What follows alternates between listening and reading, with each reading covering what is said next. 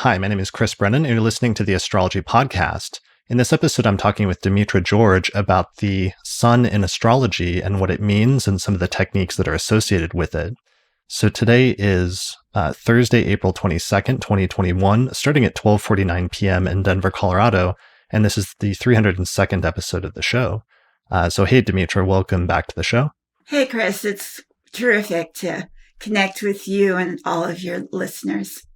Yeah, I'm really excited to have you back on the show and excited to have this discussion because in volume 1 of your book, Ancient Astrology, you had a pretty huge section dealing with the sun and dealing with different solar phenomenon related to the sun. So that's something we'll get into today. And then I just recently got in the mail the proof copy of volume 2 of your book, which is going to be coming out pretty soon in the next, it's going to be available for pre-order in the next month and then probably in print the following month, right? Right. We've been expecting it like any month for about 2 years now, but my publisher is ready to make the pre-publication order announcement within the next couple of weeks. So that means it's really, really close. And it's been, it'll be fantastic to have that completed. It's been, for me, really officially a 20-year project. And if I add going back to graduate school and learning Greek, it extends even more years than that. So, to like 25 years. 25 years. So I feel grateful that I've had the opportunity to take that tradition to the best of my understanding, which is by no means complete, but put it in a form so that it can be, there'll be a record of it for future generations. Definitely. Well, I have the book in hand and I'm pretty excited. It's pretty thick and competes with mine in terms of like thickness. And well, it's even more comprehensive than mine because mine's just a single book and you wrote 2 volumes. So I'm really excited because it goes into the houses in detail and just as much detail as you spent going into the planets and solar phenomenon in the first book. So people can find out more information about that if they go to your publisher's website, which is rubedo.press. And if they sign up for the mailing list, then they'll get a message as soon as it's available for pre-order, sometime around May 13th. I think you guys are shooting for when Jupiter goes into Pisces, right? That's what Aaron Cheek wanted to celebrate the Jupiter ingress for the announcement. Perfect. Okay, well, people should check that out. So in the meantime, we're going to jump into our topic today, which is the astrology of the sun. So last month, I started a series where we're going through each of the planets and going into a detailed deep dive on the meanings of each of the planets and reading through some ancient authors as well as some modern astrologers who talk about what the sun means in astrology and trying to get a sense of what the core underlying meaning is throughout the astrological tradition. So this approach where we're going to read about, I think, 6 excerpts from different ancient and modern authors.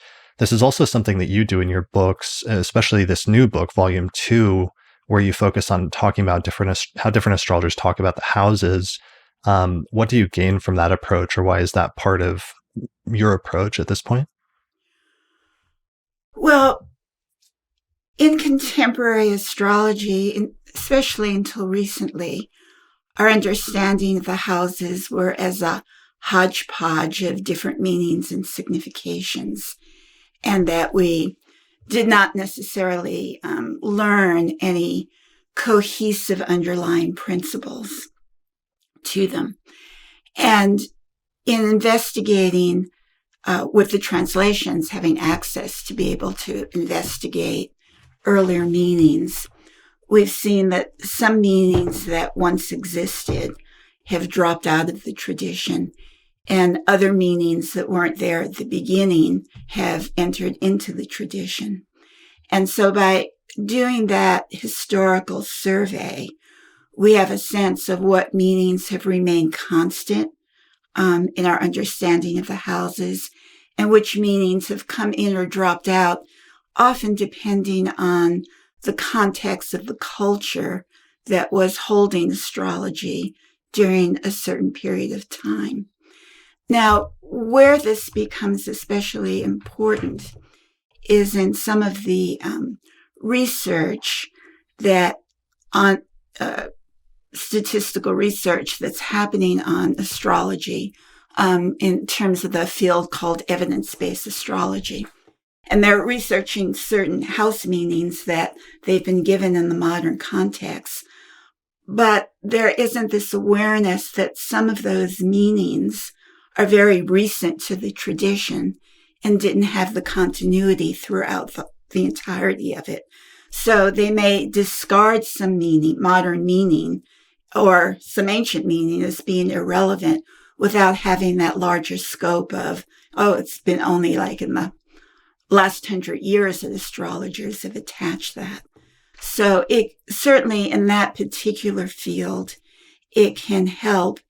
And then in other fields, let's say our knowledge that the third house was named the goddess and had to do with sacred rites and rituals.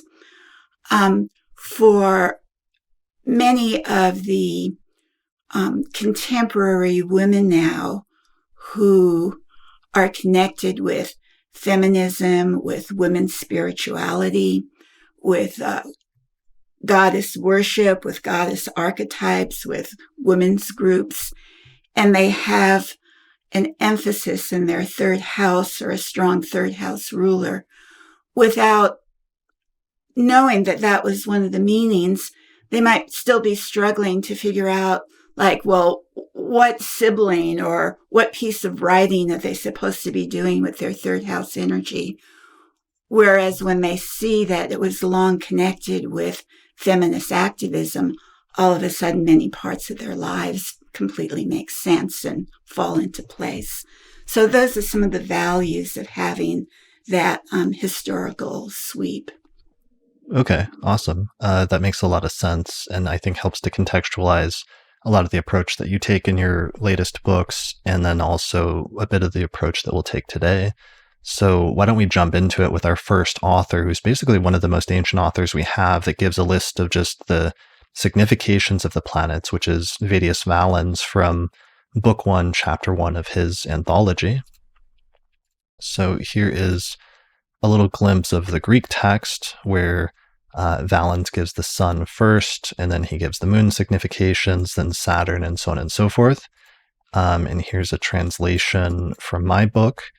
So this is from the 2nd century, and Valens says, the all-seeing sun, consisting of fiery and intelligent light, the instrument of perception of the soul, in a nativity signifies kingship, authority, mind, intelligence, form, motion, height of fortune, dealings with the gods, judgment, being engaged in public affairs, action, leadership of crowds, father, master, friendship, notable figures, being honored by portraits, statues, and crowns of office, high priests of the fatherland.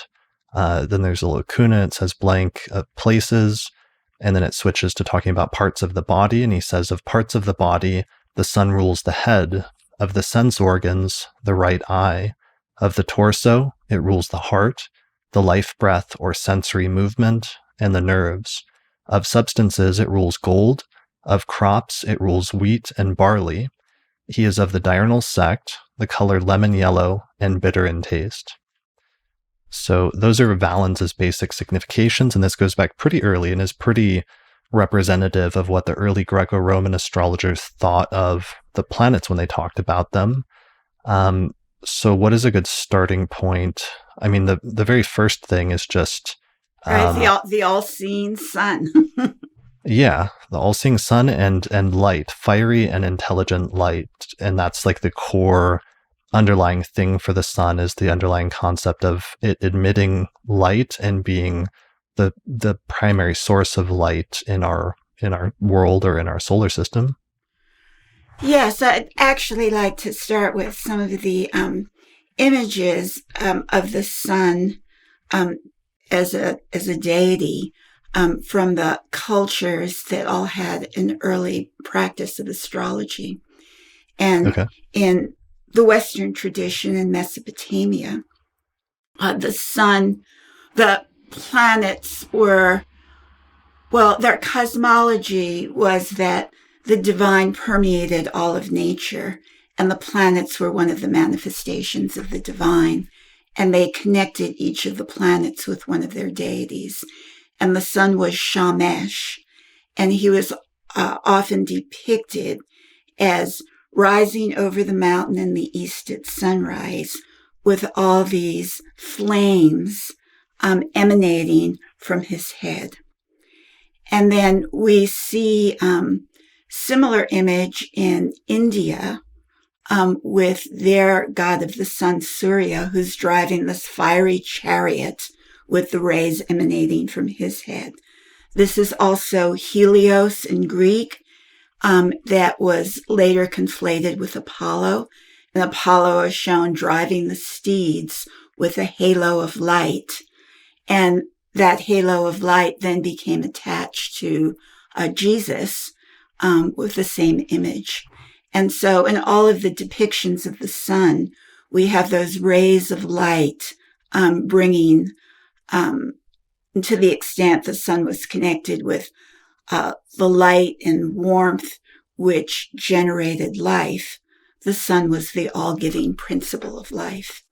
And furthermore, in these different cultures, the sun god was linked with the all-seeing sun who saw everything, with justice, with keeping oaths, and with divination. And we see the joy of the sun being placed in the ninth house of the chart, which was called Theos, or God. And so the idea is that the sun sees all. And because of that wide-ranging perception, the possibility of knowing what the future may hold is focalized in that particular body. And hence, the ninth house where the sun rejoices, one of its primary significations was all forms of divination, including astrology. And the ancient texts list those of dream interpretation and augury and horoscopy and prophets and oracles and astrologers.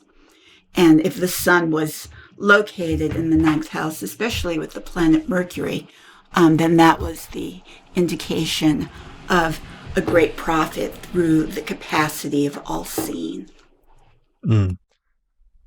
Here's a diagram for those watching the video version that just shows the planetary joys, and the sun having its joy in the ninth house opposite to the moon having her joy in the third house in the place of goddess, which is opposite to the place of God, which is the name for the ninth house.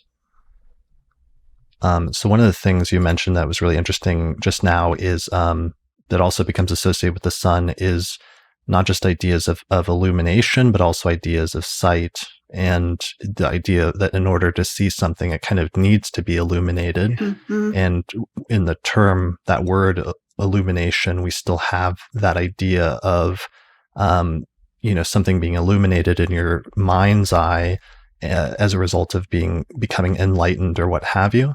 And notions of light and seeing being very much like interconnected sometimes in our language. Yes, oftentimes a colloquial expression is when we're trying to figure out something or make sense of something, and then we might say, oh, and all of a sudden this light bulb went off in my mind and I was able to finally get it or understand it. And so there is this connection with bringing something to light, of uncovering the ways in which it's been concealed so it can be made visible and then through that made manifest. Right. That makes sense. And so the sun is commonly pitted against Saturn, like most commonly in the astrological construct in traditional astrology, where the sun, as well as the moon to some extent, which reflects the light of the sun, are the two luminaries that are pitted against Saturn, which is the furthest and slowest and darkest of the 7 traditional visible planetary bodies. And so they're placed in opposition to each other in the domicile scheme, where the planets are said to rule 1 or 2 signs each. And the sign of the sun is said to be Leo, and that's opposite to the sign of Saturn, which is said to be Aquarius. Right. So One way of interpreting the domicile, detriment, and exaltation fall that was alluded to by the ancient astrologers has to do with the increase and decrease of light. And in one of my understandings of the Thema Mundi, where the two lights in the sky, the sun and moon, were assigned to respectively the signs of Leo for the sun and Cancer for the moon, that it was said that at least in the northern hemisphere, that these were the months in which the light force was the strongest. And of course, the sun in Leo was connected with the heliacal rising of the star Sirius that happened during, generally during the month of Leo. And by contrast, the months in which in the northern hemisphere there's the least amount of light are Capricorn and Aquarius, and that these are given to the planet Saturn, which is not only the furthest planet in the solar system away from the sun, but corresponds to the shortest number of daylight hours in our seasonal year. And then we have a similar situation with the sun's exaltation in Aries and its fall in Libra. Aries marks the spring equinox when the number of daylight hours begins to increase. So it's in Aries where the sun's light starts to grow stronger. And by contrast, in Libra, which is the fall or autumnal equinox, we now have, after that point, the number of daylight hours starting to get weaker, of there being less daylight hours. And so the domicile and exaltation of the sun are connected with the increase of light coming up to its maximum strength in midsummer, and the detriment and fall are connected with the beginning of the decrease of light until the winter time when we're sort of in that frozen darkness.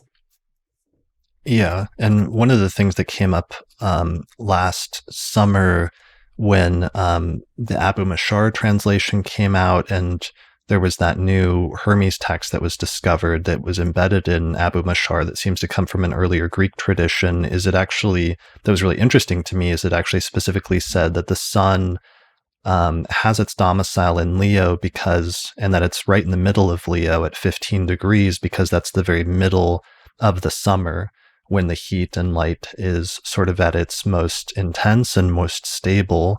And so the sun then becomes the center focal point for all of the rest of the planets then receiving their domiciles, because then Mercury gets its next domicile in Virgo because it never gets more than one sign away from the sun before it turns retrograde, so it's assigned to Virgo.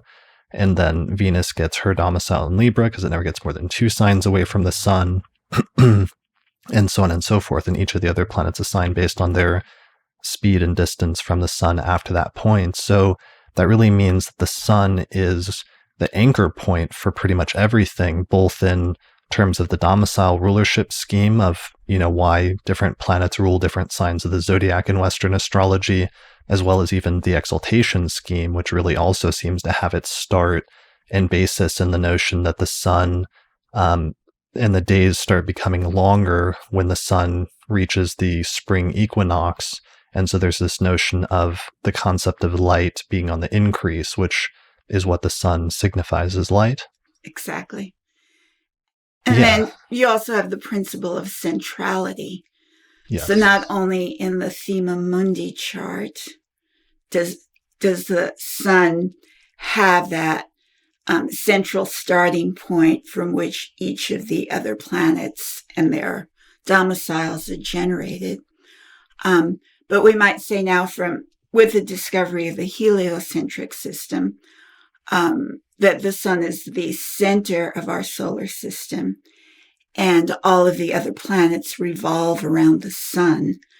But even from the ancient cosmology, when they were still using the geocentric system, where they believed that the Earth, not the sun, was the center, the order of the planets, starting with the Earth in the center, and then the moon, Mercury, Venus, and then you have the sun as the next nested sphere. And then following that was Mars, Jupiter, and Saturn. And so even within the geocentric system, the sun had that position of the centrality of the order of the planets. So these are three different ways, using completely different conceptual structures, that we see that central organizing principle that the sun holds. Yeah, and this notion of it ends up being an archetypal notion associated with the sun of that which is central, or that which holds a central role in whatever system it is a part of. And then if you take that as an archetype and start applying it to other things, that's why you get significations like the sun signifies the king. If we're talking about like a monarchy or monarchical system, that the sun would be represented by the king. Let me see if there's other ones like that thinking then gets extended to, for example, in Valens, or other ideas of centrality besides just kingship. Right. I mean, it also... Go ahead. Yeah, we have leadership. Yeah, the leader. Yeah. So the one who leads the crowd, the father, which in that system is like the head of the family in some sense in 2nd century Roman society. The master, the person that's in charge, notable figures or like celebrities. One, and then it starts going into another one of figures that are not just central, but are honored or given a place of honor or praise or reputation or what have you. Right, or we can even say illuminated, because the spotlight of the sight of our vision shines on them. So when a notable person walks out onto the stage, the person running the lights at the back of the room aims the spotlight on them so that they become illuminated out of the crowd as being of importance and centrality to what is going on, of again holding that position of notability or centrality. Yeah, I like that. The person who takes center stage. Yes. And who the spotlight is shown on. Yes. You said it beautifully. And that might be a good time then to mention, which we already mentioned in passing, but just that is the one sign that becomes associated with the sun primarily, which is the sign of its domicile, which is Leo. So Leo becomes the primary zodiacal sign associated with the sun, and some of the sun's significations, I can already hear some of them that we're using, that we end up using also as significations for Leo. So the domicile of the sun is Leo. Its detriment, or what I've been calling the sign of its antithesis, is Aquarius, which is the sign opposite to that. Its exaltation, as we said earlier, is Aries, and its fall, or the sign of its depression, is Libra. Yeah, and if we were to interpret those from a more modern or psychological perspective, Leo has to do with being special, being standing out from the crowd, being royal or regal in some way, and receiving honors on account of that specialness. In our contemporary understanding of Aquarius, and one of the reasons why the sun can be explained as having its detriment in Aquarius from a modern perspective, is Aquarius has been linked with the sign of the group, and that in Aquarius, you're told like, well, you're nothing special. You're just like equal to everyone else, where we have that whole egalitarian brotherhood and sisterhood made up of a group of people who all share equal power and the rule by consensus, where everyone has an equal voice, as being opposed to the specialness and the centrality, the authority that's connected with Leo. And so if your sun, which wants to shine and be special and stand out, falls in Aquarius, the filter through which the sun tries to shine is a filter of, hey, you're just like one of the crowd. So that can be understood as the challenges that face the Aquarian sun, working from some of these principles that we've been talking about. In a similar way, the sun being exalted in Aries, and from a modern perspective, we associate Aries with being independent, autonomous, doing what you want to do. Sometimes Aries is criticized for not taking others into consideration. But the sun, when it's in Aries, has the ability not only to shine and be illuminated in that fiery sign, but also to have autonomy in terms of its actions and decisions. However, again, from the modern psychological point of view, when the sun is in Libra, the sign of its fall or depression, which is sometimes interpreted, which doesn't mean melancholy depression, but means like a hole in the ground where it's brought down low instead of exalted, raised high. That Libra, we understand from the modern perspective, is being about partnership and sharing and taking others into consideration.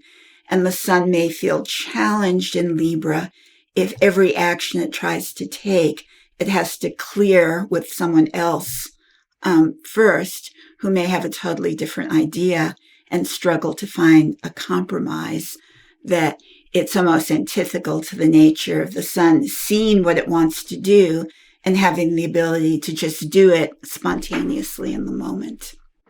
Now, this is I'm not suggesting that it's bad to take others into consideration or to participate with Libra or to participate in a larger group consciousness, if that's how we see Aquarius for all of our modern astrologers, that's actually, those are both important things as we move forward. But we can also see why the sun may find that position to be challenging or frustrating.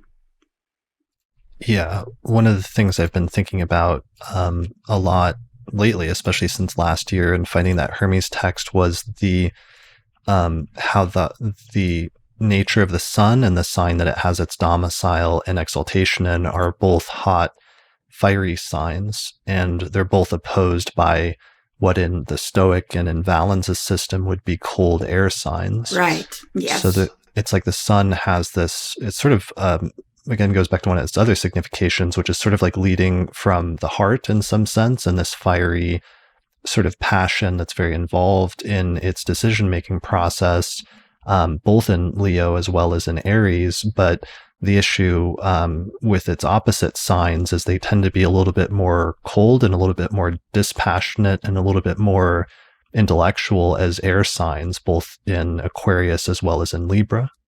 Right, that they're more socially oriented rather than individually oriented. Right. Right, yes. They have to do about relationships with others, whereas Aries and Leo speak very much to the primary relationship. I don't want to say with oneself, but having that autonomy. Yeah, and just the balance between autonomy, self-autonomy versus, working with others.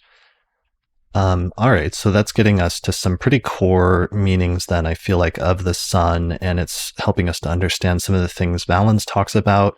One of the distinctions we should mention early on, since we talked about the concept of light, is the concept of sect. And one of the things that the sun does, and one of the primary techniques in ancient astrology that it does, is it is the primary celestial body that divides day and night. And when the sun rises up over the eastern horizon, each morning it becomes daytime. Eventually it culminates overhead in the middle of the day, and then in the evening it sets at the descendant and it becomes nighttime as long as it's in the bottom half of the chart under the ascendant descendant axis. So in that way, it kind of acts as like a celestial monarch in that it tells us, or it sets the stage for all the rest of the planets of whether it's day or whether it's night. Right, exactly. And that the sun is the prime determiner of whether you have a day or night chart. That if it's above the horizon, you have a day chart. If it's below the horizon, you have a night chart. And what that, means, if it's below the horizon when you were born and you look outside the window, it's night in a very sort of literal way. Mm-hmm. If you have a day chart and you look outside the window, it's day. Now, it is said that both the sun and moon were considered to be equal in their potency of being the sources of life. And they were conceptualized as the god and goddess, the divine masculine, the divine feminine, the king, queen, the father, mother. Mm-hmm. However, when determining the sect of the chart and then everything that then follows from that, the sun is the factor that makes that determination. Right. So the sun is kind of in charge of making the determination of whether it's day or night. But once that determination is made, the sun is sort of the head of one team of planets or one sect of planets, which is the daytime or the diurnal team, which consists of the sun, Jupiter, and Saturn. And then there's a nighttime team of planets, which is led by the moon. And the moon has as its teammates Venus and Mars. Yeah, and let's just pause here for a moment around the sect rejoicing conditions that have to do with this above or below hemisphere. And it is said that the planets that belong to the solar or diurnal sect, Jupiter and Saturn, and Mercury if it's morning rising, rejoice or happier when they are located in the same hemisphere as is the sun, because they do better by the light of day. What they stand for in terms of their significations, at least Jupiter certainly, the activities are more enhanced during the daytime hours. Saturn is placed in that because of its cold nature being warmed up and being more benefic. But the point that I wanted to make is when you look for the rejoicing hemisphere of the nocturnal or the night planets, it's not a matter of whether they're in the same hemisphere as the moon, but they have to do with being in the opposite hemisphere than the sun. So that the nocturnal planets like to be where it's night. That's their preferred environment. And certainly Venus, that has to do with sexual activity and pleasure, generally happens in the night after the work of the day is done. So that's her preferred environment. Mars, they say, because he's so rash and impulsive, that's enhanced by fiery daytime energy, is more tempered and reasonable and benefic when in the coolness of night. But the moon can be located in the daytime hemisphere. So that's the reason if you have a new moon, a waxing moon, when you see it in the sky, it's still daytime.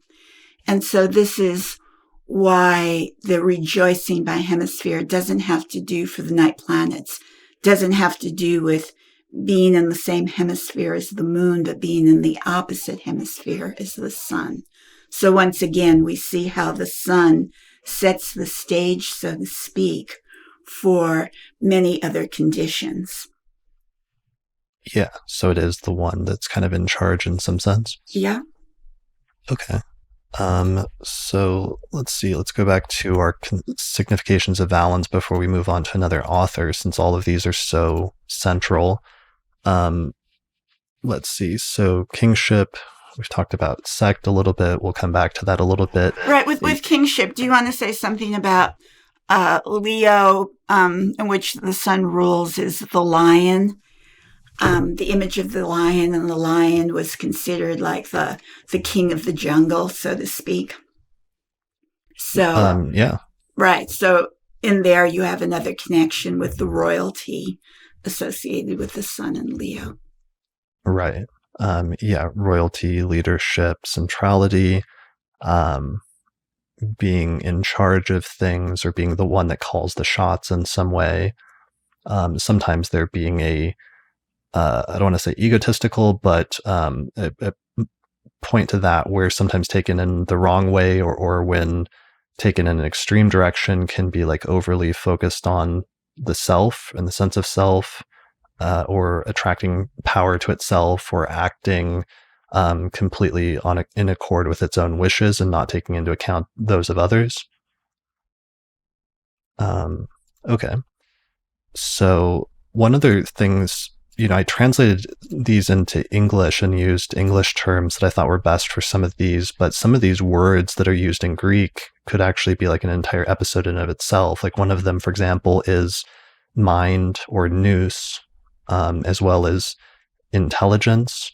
And I don't know if you want to talk a little bit about those two.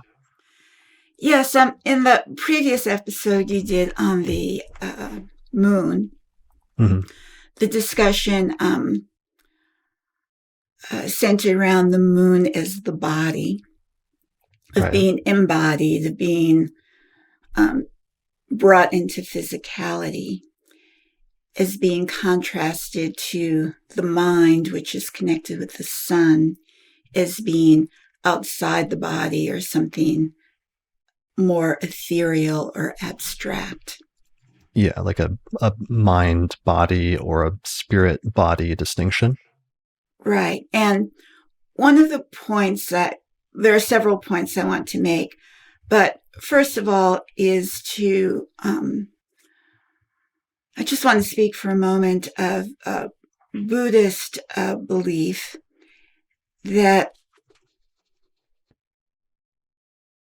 talks about what they call the precious human body, because it's only by being alive in a body that a person, through the faculties of their mind, through visualization and other spiritual practices, can achieve spiritual liberation or consciousness.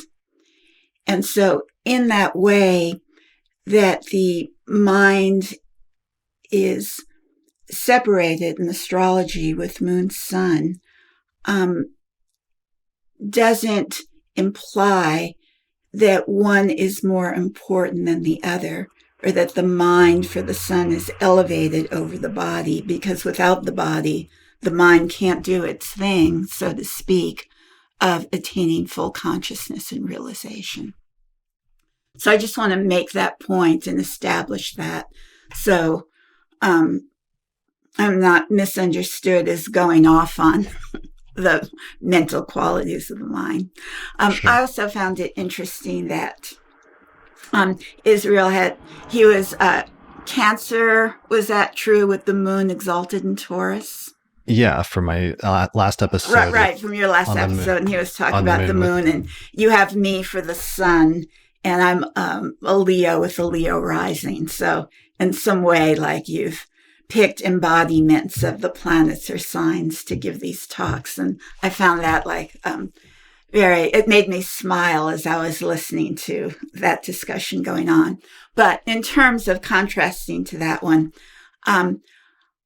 for me, having that strong fire energy and air energy with the Gemini moon, I have found being in my body and being in the world is really challenging.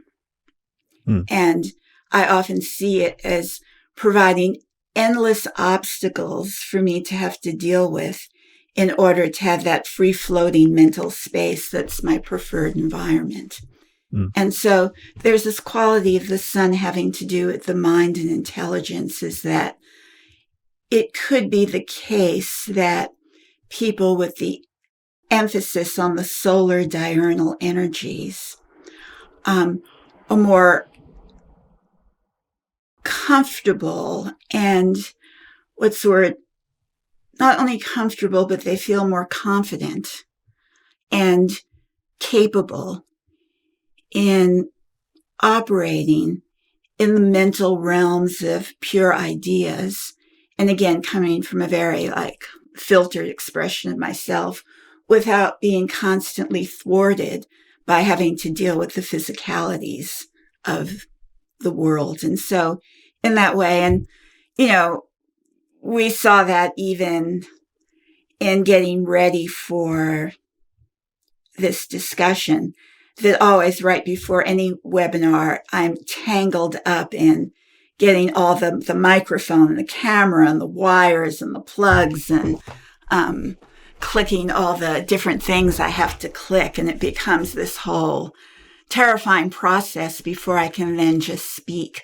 And so in that way, I see that challenge that exists between solar and lunar states of consciousness, with dealing with the realms of ideas and dealing with the realm of physicality in the body. Yeah, I like that contrast between the sun and the moon. And there's a lot, when we're introducing one planet, which was just the moon last time, we're talking about one thing, but now that we have two, it's nice having this binary to contrast of mind versus body, or physical incarnation versus one's mental or spiritual sort of side. And sometimes having contrasts in astrology is really rich. And that's where a lot of the meanings come from, that you can only come up with the meaning for one thing when you can contrast it against whatever its opposite must be. Mm-hmm. And then do you want to talk about the mind in terms of visualization, of image, of concepts, of having a creative vision or idea that you then try to bring into form, that sometimes the artist has a vision of what they then becomes the object of their, of what they bring about,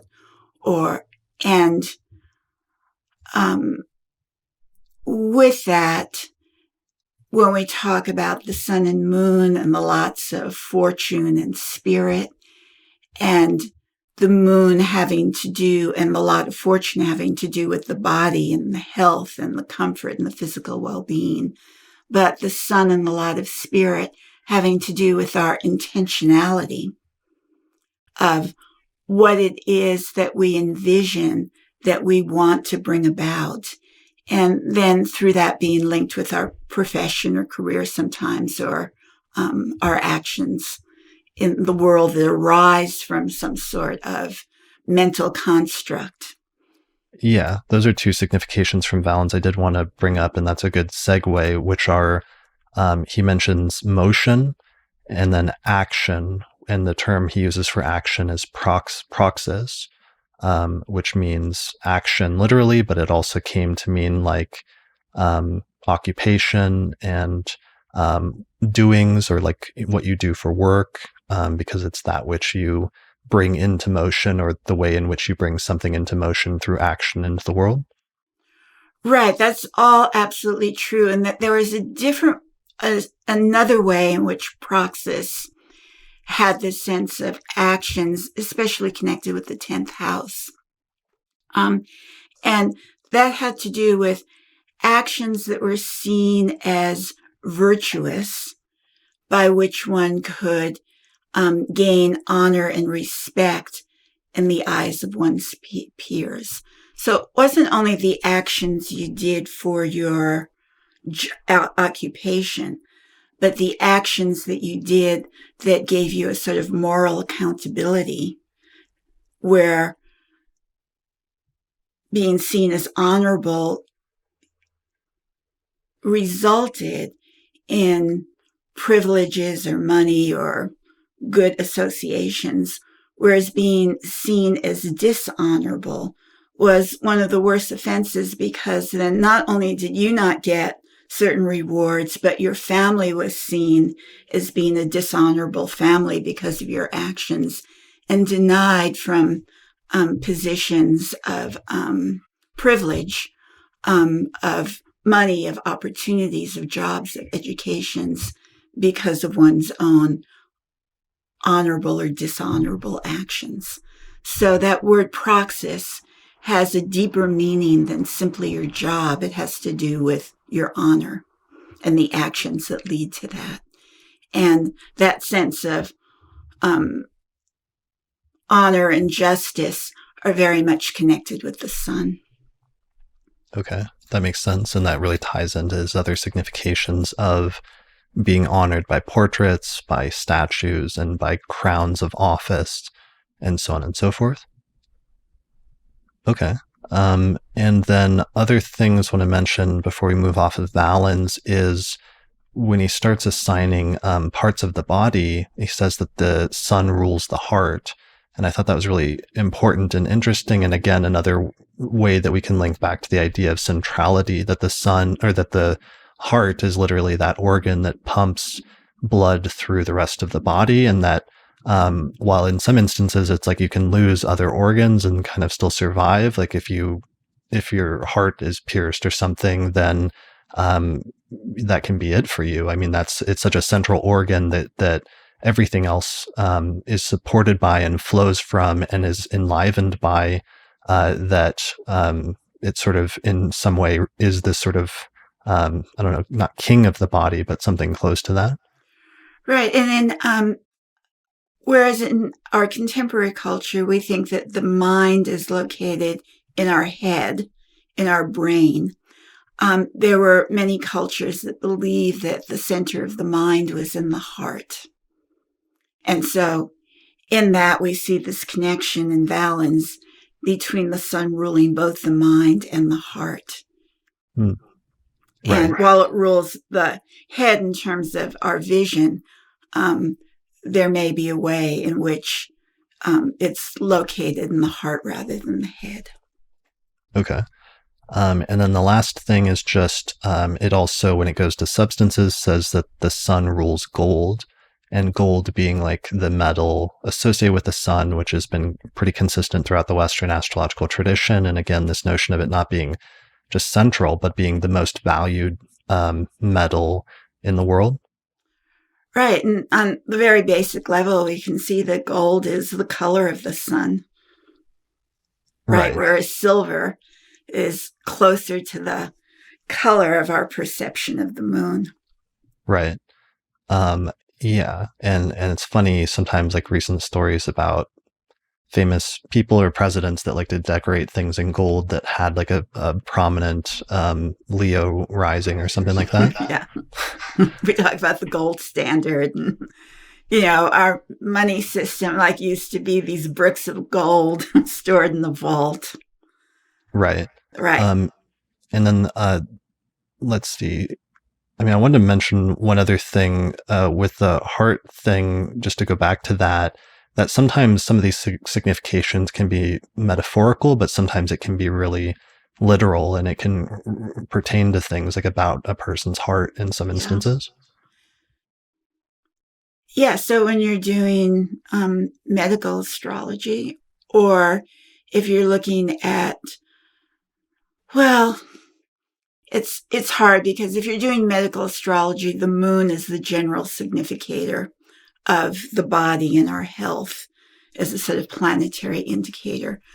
But certainly myself being a double Leo, I've had like 2 major heart incidents in my life that have required surgery. And so we could say that people who have strong solar energy or strong Leo energy, that the care of the heart should be a concern that they keep foremost in our minds. Right. Or even Valens says not just that the sun is like the all-seeing sun and the instrument of perception of the soul, but also that from a physical or medical standpoint, that it does rule one of the eyes at least, if not the eyesight in general. And sometimes, like I remember having a transit where I got like an eye infection and my son was afflicted at the time or something like that. And sometimes you'll see very literal manifestations in the astrology of your organs of perception being affected when your son is getting a serious transit. Right. And Chris, in the optical theory during the ancient time period, where they thought that rays coming out of one eye landed upon an object, and then the rays that came back into the other eye, I know that you wrote about that. And were the emitting rays out of the right eye and the receiving rays coming back into the left eye? That was Right. part of the aspect theory. Yeah, I think that's part of the reason why we have the idea of overcoming aspects versus hurling rays. And like through the traditional domicile rulership scheme, the notion of rays being emitted by the sun in Leo and going forward in zodiacal order versus the moon receiving the rays of the planets from the other signs of the zodiac, from like, Aquarius, Pisces, Aries, Taurus forward into its placement in Cancer. So there's a whole optical theory there tied into ancient optical theories. All right, so that might be good for Valens. I want to maybe we should keep moving so we can get through some of the others. I don't know if I think we covered most of the core ones from Valens.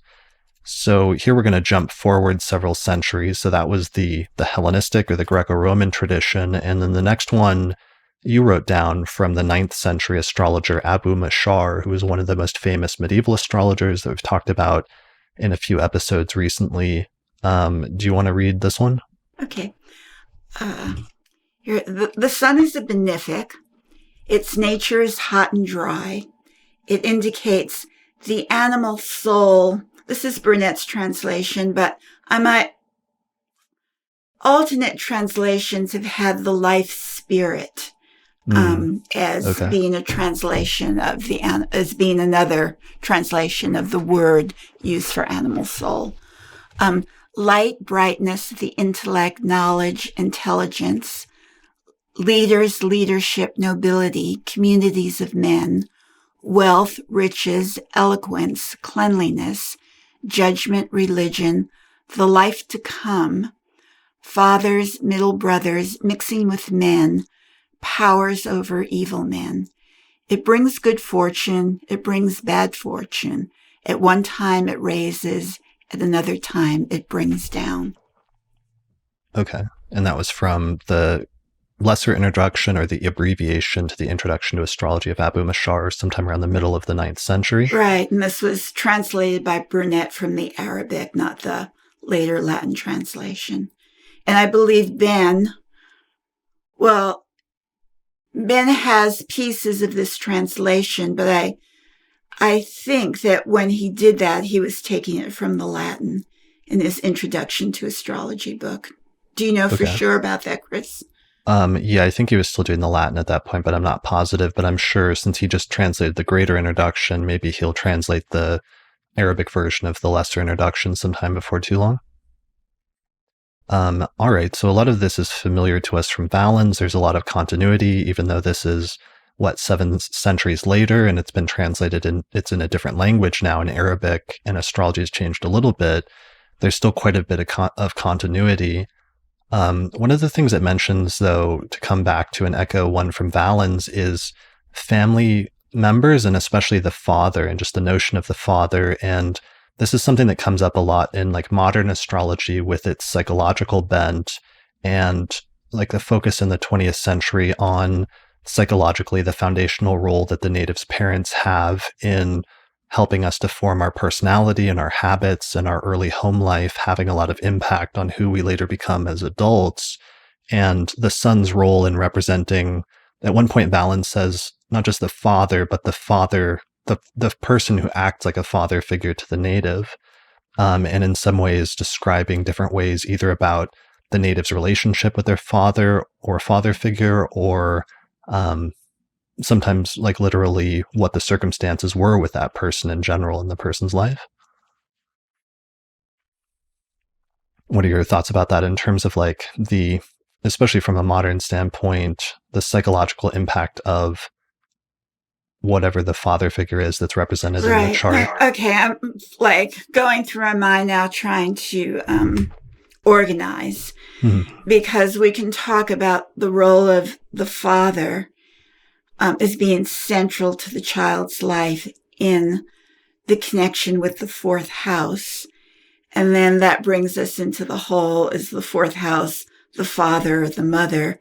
And what is the story on the 10th house being the mother? And then like going back to the fourth house as father. So it's like, do you want to go there? Is that where you want to go? No, I mean, I think only if you're willing to go 3 hours. Then I'll pull that back. So we're at 1 hour now. So we've got an hour to get through the rest. Okay, so I'll pull that whole discussion back and say, in the time period when Hellenistic astrology was being formulated, that it was the father, after the child was born, the father picking up the child and placing the child on his lap, which was a sign that he acknowledged the child as his and gave it legitimacy that allowed the child to inherit the paternal legacy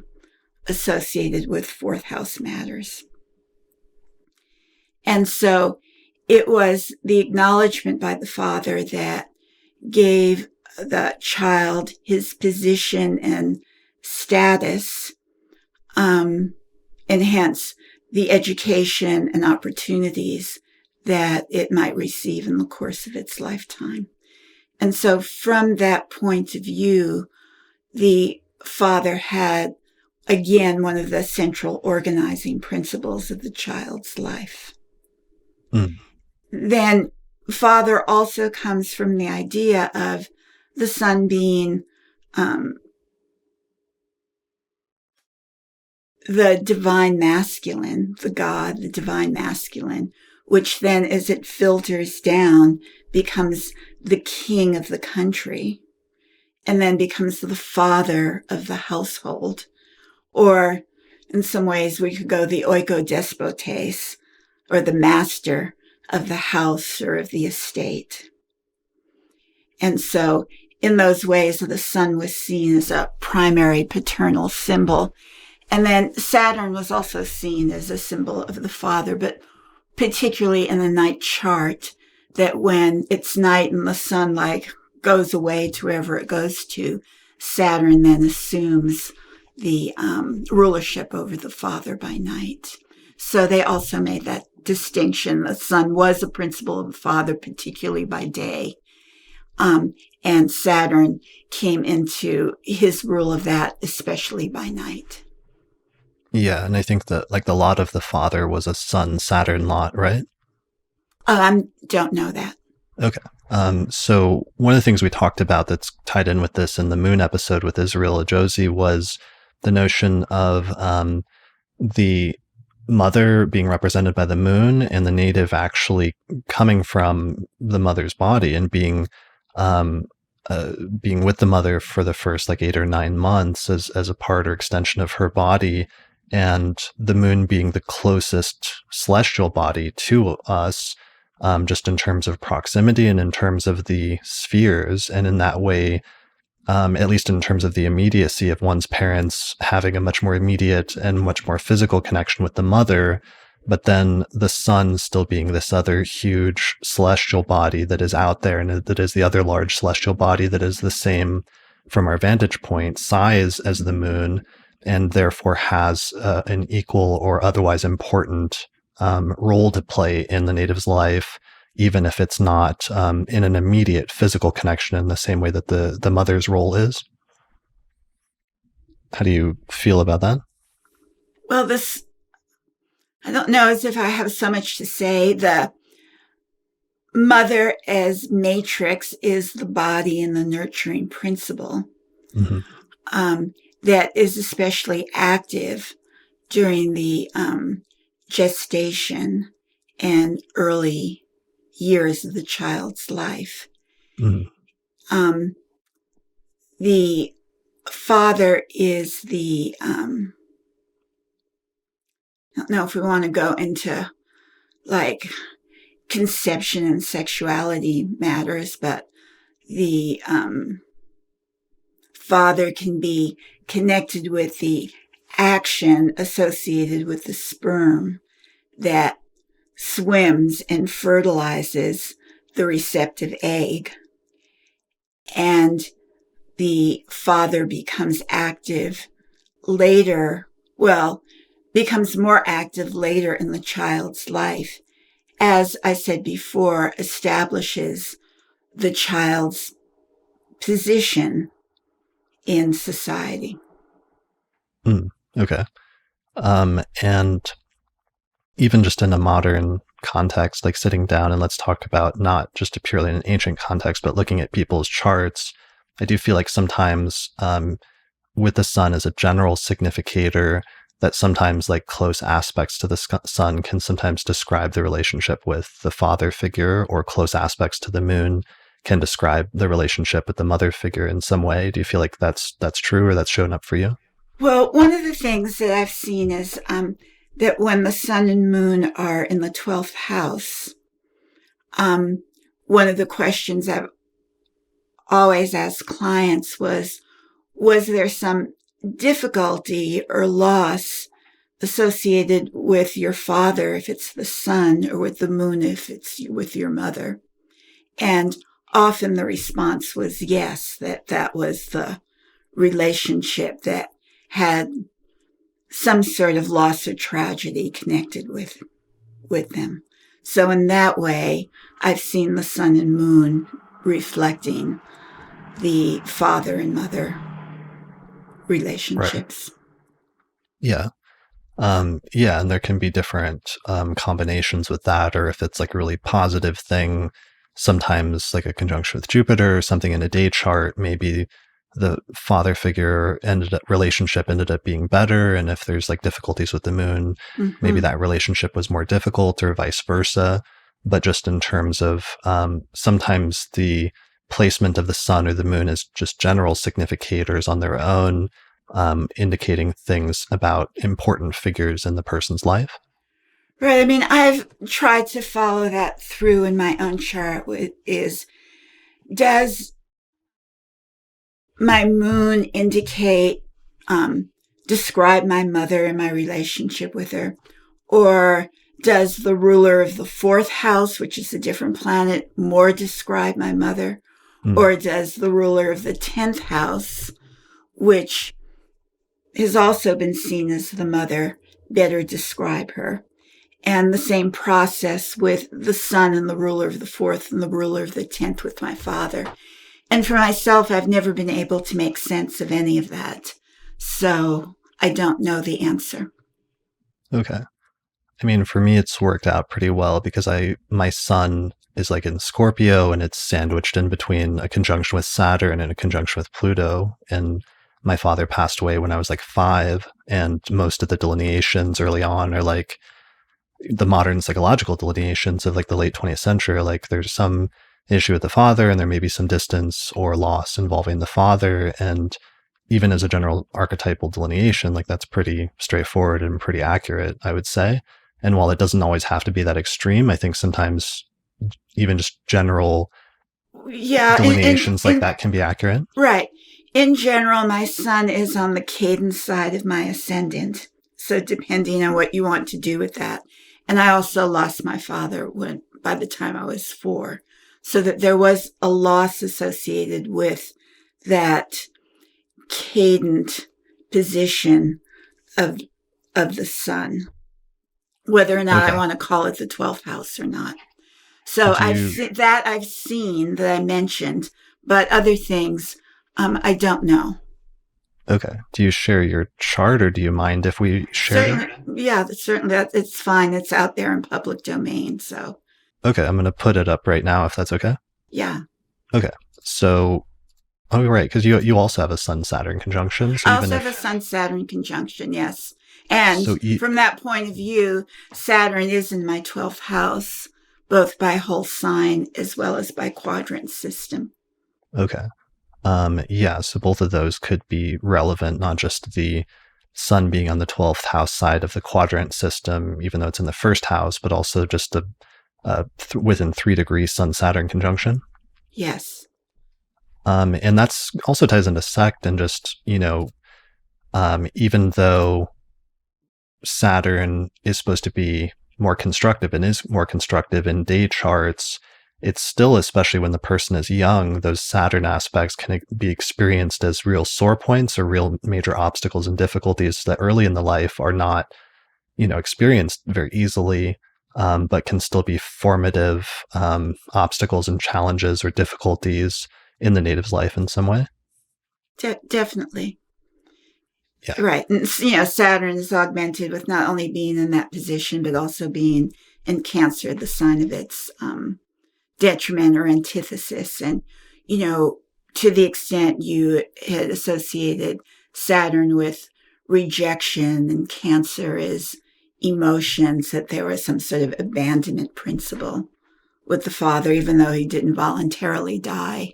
He nevertheless did die, and the emotional imprint that the child receives at a point before they can understand what happened is that of abandonment. Yeah, and I think to me that's really important, and that's one of the great, really powerful things I think that modern psychological astrology did develop, is just talking about how some of those early life psychological events and things that happen in the first 7 years of life can really impact the entirety of the rest of the native's life in very significant ways. And that, when I first got into astrology, I expected it to be much more concrete and straightforward and predictive. And what I found was like late 20th century modern psychological astrology, and that it wasn't as straightforward and predictive as I would later find that ancient astrology is or was. But the one area where modern astrology was more predictive was in making psychological statements that if you have X configuration, then it may set up these types of family dynamics early in your life, and it could lead to like X outcome as a result of that. And there was still something that's very, I think, powerful about that to me in some sense. Right. I mean, I totally agree with you there. And my personal position on what is the ultimate value or purpose of astrology has to do with a kind of healing of the soul. And part of that has to do with helping clarify what it is that you can do that brings you to a sense of having a meaningful or purposeful life. And that this is where the ancient astrology can help provide a solid foundation for making those understandings or judgments. But it's ultimately what modern astrology has stressed in terms of psychological healing, that is the value that astrology has to our lives, much more so than predicting when some event is going to happen in the future. Right. The name of one of your previous books from 2008 was Astrology and the Authentic Self, and that notion of finding through astrology, or astrology helping you to find your authentic self. Exactly. And that and this is something that I was influenced in my thinking by Rudyard, who, of my generation, almost everyone read Rudyard. And sometimes I smile and that someone would say, well, and we said, oh, he completely influenced us. And then someone asked, well, what exactly did he say? And we would respond, we don't know exactly what he said, but he totally influenced our thinking. Right. So, that's an aside. But that the sun as our intention, as our vision, helps illuminate what are larger purposes in the world that leads to a meaningful life and thus a happy life, that like doing what you can do well and is one of the bases for happiness. And so many of my clients would come in like not knowing what they were supposed to be doing, and there was endless suffering through trying one thing or another and experiencing failure and disappointment and frustration. And so that the sun can illuminate what that larger agenda is. But the moon, as the sun's partner, is then how do we bring that into form? How do we manifest it in the everyday world? And this is where the sun and moon can work together in having the vision, having the idea, having a side of the agenda, and the moon's is the means by which one actualizes that. And so that was really the underpinnings of astrology and the authentic self, is using both traditional and modern astrology to discern what each of those meant, and then working the ascendant in with that is the third point. So that's one piece, but the other piece that we haven't mentioned yet that I want to make sure we get in here that has to do with the sun and moon is that, we're starting with the psychological astrology, and that's how we got to that. But that one of the main inquiries of ancient astrologers had to do with longevity and length of life. And by and large, they saw the sun and moon as being the primary indicators of where the vital essence or the life force is most concentrated. And then they would land upon, ideally, using the sun or moon as their starting point for then understanding the trajectory of the life force of the individual. So in those ways, the sun is more than just our mind. It's more than just our indication of our life purpose or agenda. It has to do with one of the two factors that indicates the most vital and life-giving source or center within our being. Right. So how is our chart, and where in our chart are things enlivened or put into some sort of actualization in some way?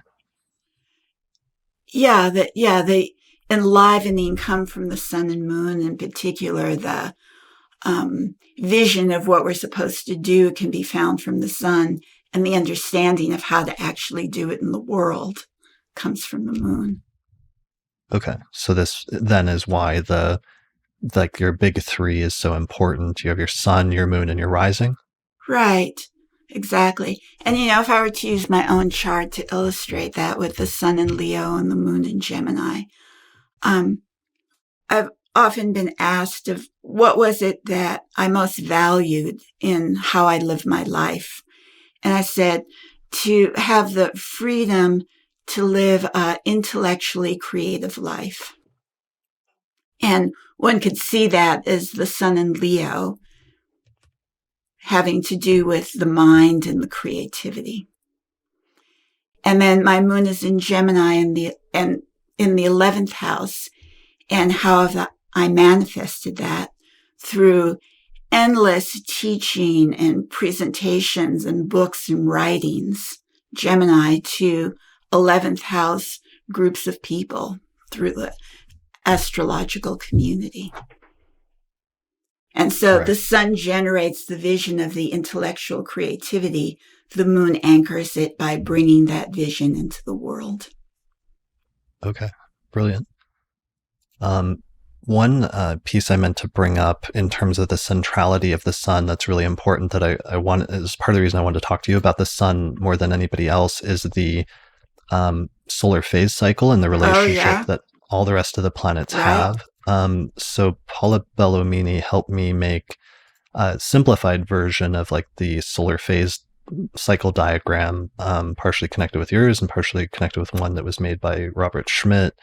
And this shows the synodic cycles of the superior planets Mars and Jupiter and Saturn.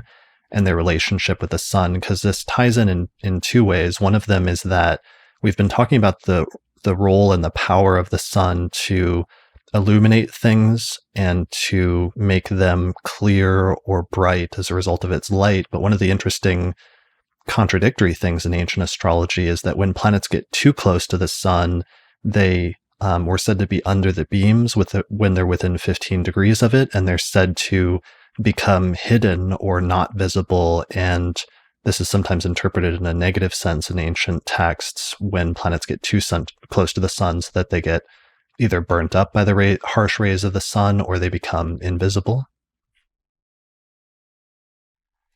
So I've got that one for the outer planets, and then another one for the inner planets, Venus and Mercury. And this one maybe is a little bit more clear for under the beams and when the planets get too close to within 15 degrees of a conjunction with the sun. So the sun has the power to both illuminate things, but also the power to hide or obscure things as well. Right. Okay. So let me start talking about that. Going back to Greek mythology. And they said that the planets were fiery light, and mortals did not want to make the gods appear to them, because then they would be consumed and burnt up in the rays of the god. And there's this mythological story about Dionysus's mother Semele, who was having an affair with Zeus or Jupiter, and Hera Jupiter's wife, became very jealous over the affair and disguised herself as and presented herself to Semele with the conversation about you should extract a promise from him and demand that this god who's visiting you reveal himself. And Jupiter, or Zeus, was very reluctant to do that, but somehow he got tricked into the promise. And then when he did manifest as fiery light, then she was consumed and burnt up in the flames. And Jupiter, or Zeus, managed to rescue the baby Dionysus out of her womb before he was born and insert him into a cut in his own thigh and bring him to gestation and birth. And so that there's a warning of don't get too close to the gods and don't demand to see them, because one will be burnt by their rays. And so we have this image of a planet being too close to the sun, being under its beams, as being debilitated or made weaker.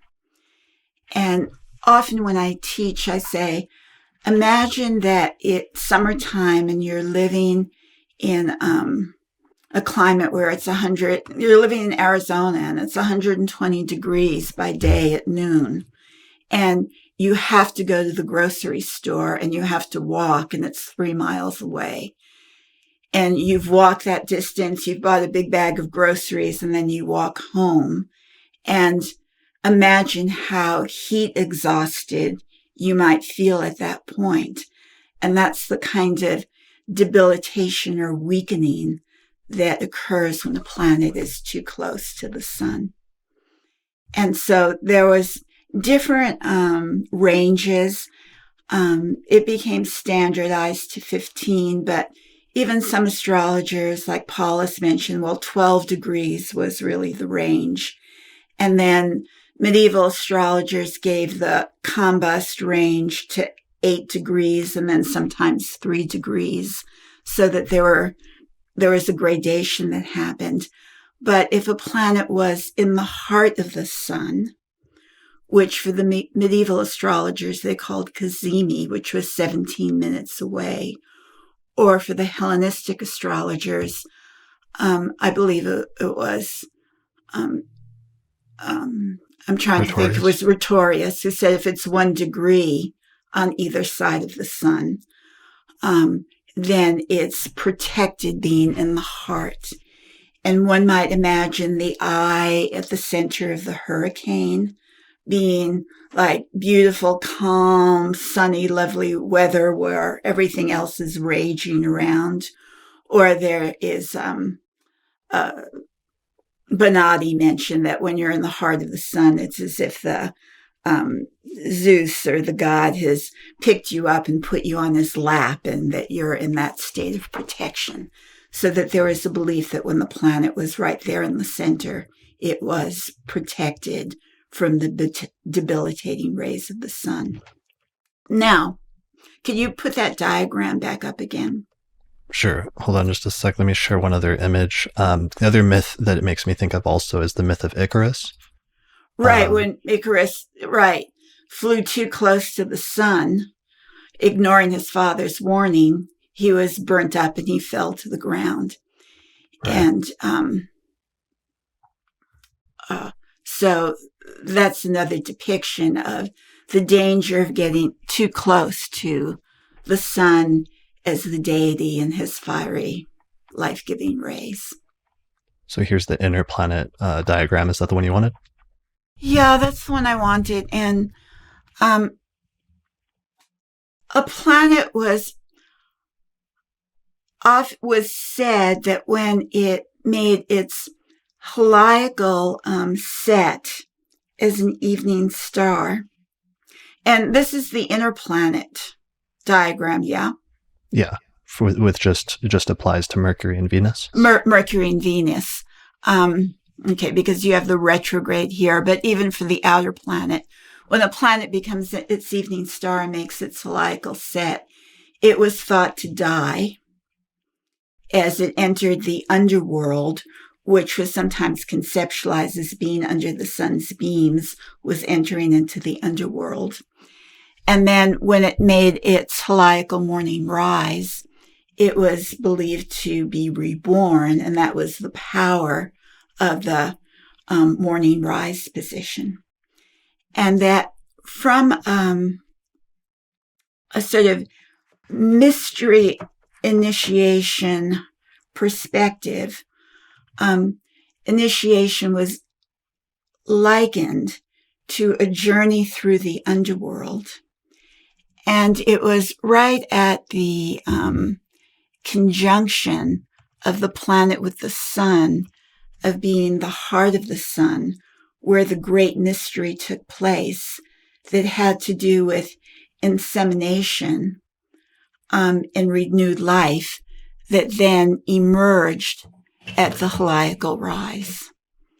And so on an ordinary level, we can see this going under the sun's beams as a weakening or debilitation. But on a secret mystery level, we can simultaneously see this as an initiatory process that has to do with, as I said, connecting with the great mystery of life, which is how does the renewed life come out of death? And that one can understand that simultaneously with looking at the chart. Right. And as the end of one cycle, as well as the beginning of another cycle in terms of the planet's phase relationship with the sun? Exactly. Okay. And it's like when we look at aspects as being one of the main criteria of planetary condition, we're looking at planets' aspects with one another and if they actually have them by whole sign or by degree. Mm-hmm. But when we look at the solar phase cycle, every planet has a relationship with the sun, and that relationship has an interpretive meaning, regardless of whether or not there is some kind of aspect between the sun and the planet. And it's the planet's relationship with the sun that resulted in the visible phenomena that we see associated with planets that have to do with a planet's speed, whether it's moving fast or slow, whether it is visible or not visible, and whether it's direct or retrograde in motion. So if I can just take you briefly through this process, and I don't have a pointer, but Chris, you'll have to move your cursor. Okay. And let's start with the conjunction. Okay, When the so over on the planet left side of the diagram. Yeah, when the planet is conjunct the sun.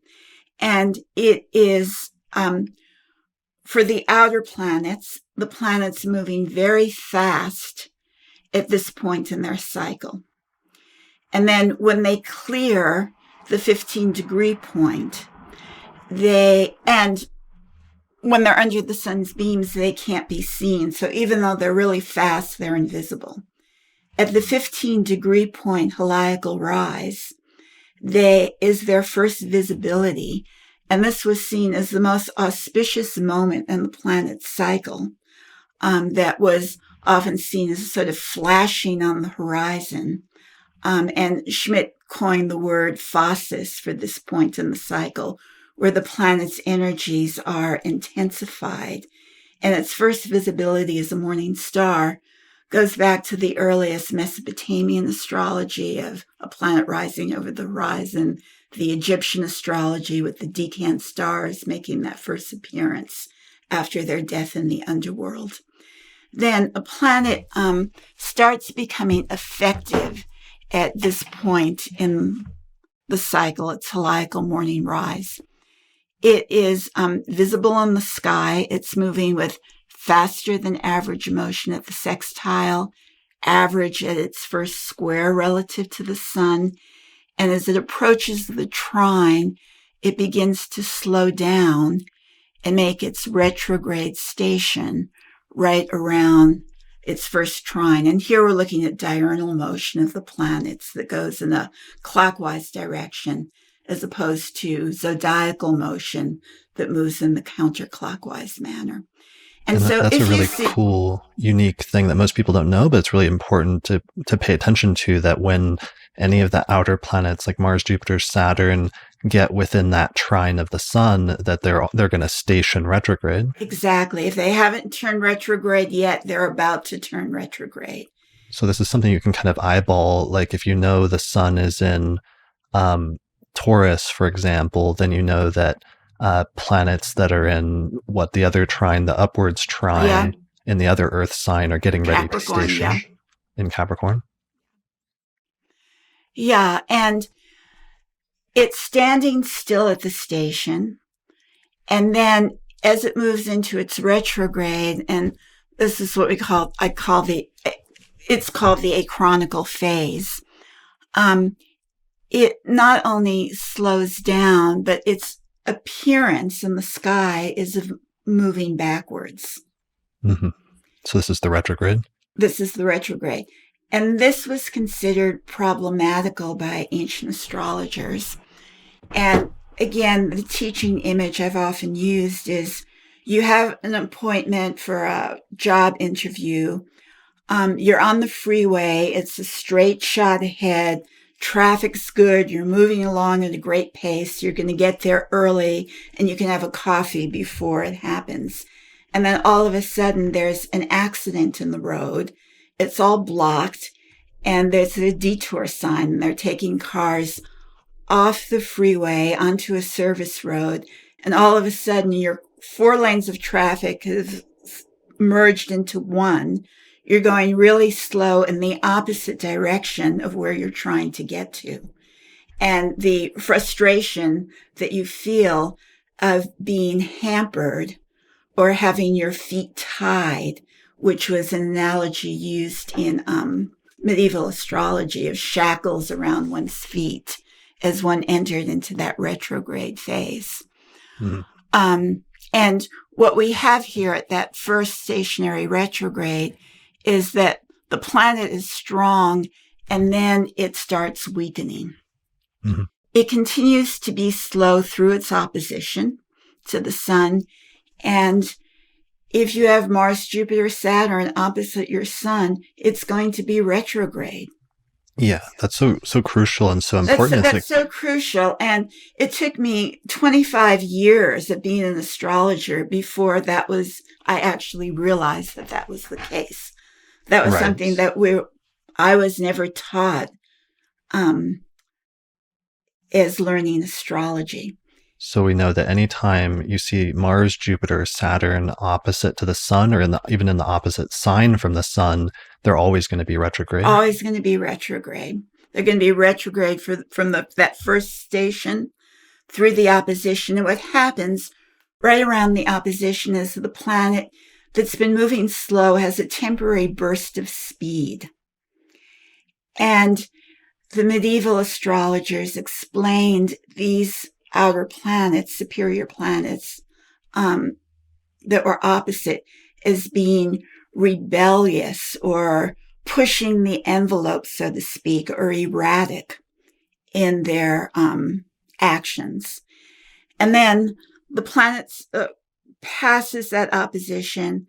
It's it's picking up from its speed, it's starting to slow down until it becomes stationary again at the second trine, at which it turns direct and it's starting to gain in strength.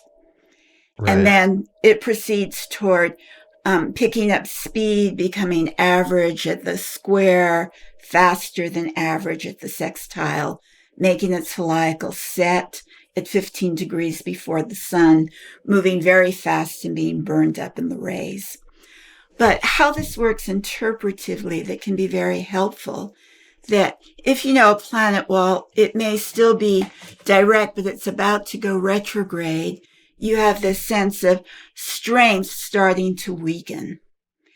If it's at its other trine, having been retrograde and starting to go to direct, it's like the planet is weak, but in its future, it's going to get stronger.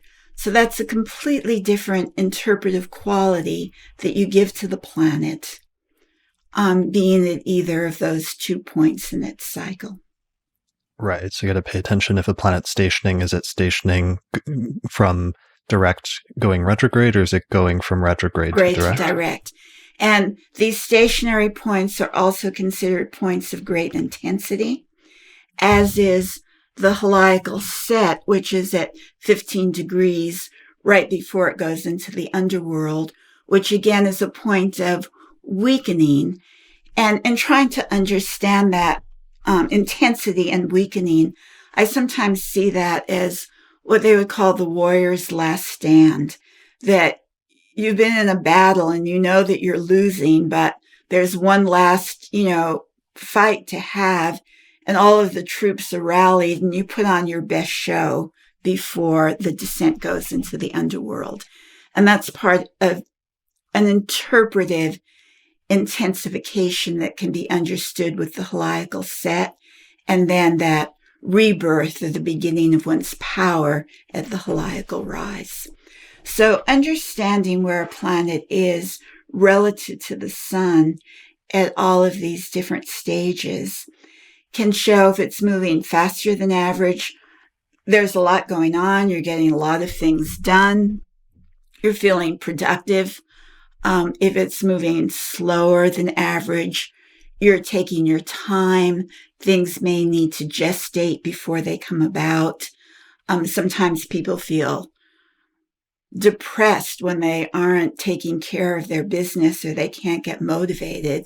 But it's also understanding that this is not necessarily a time for moving fast, but for rethinking what you thought your plan was, generally during that retrograde period, and revising it before you start moving again with the direct station.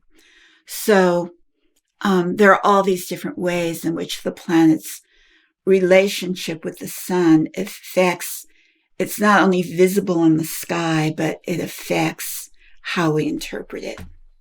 Yeah, and how the planet functions in the chart.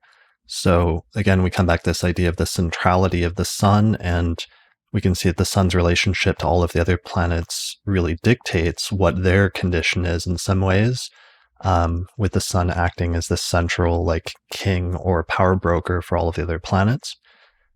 So two things from this. One of the things is that it seems like some of the basic meanings of the aspects then get tied into the solar phase cycle, and things like what is the nature of an opposition, needing to partially understand that within the context of this, that for the outer planets at least, the nature of the opposition partially comes about as a result of the planets being retrograde when they are opposite to the sun, and that may be providing important insight, as well as the trines with the sun and planets stationing retrograde or direct when they're trines. Right, the power that comes from that standing still, being totally focused and concentrated for a period of time.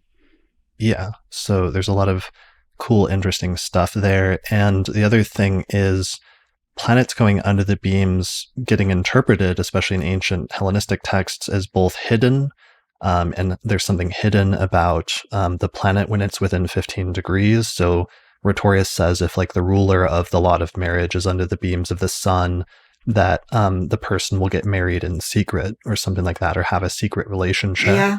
So sometimes interpreted literally as something hidden or obscure in the person's life.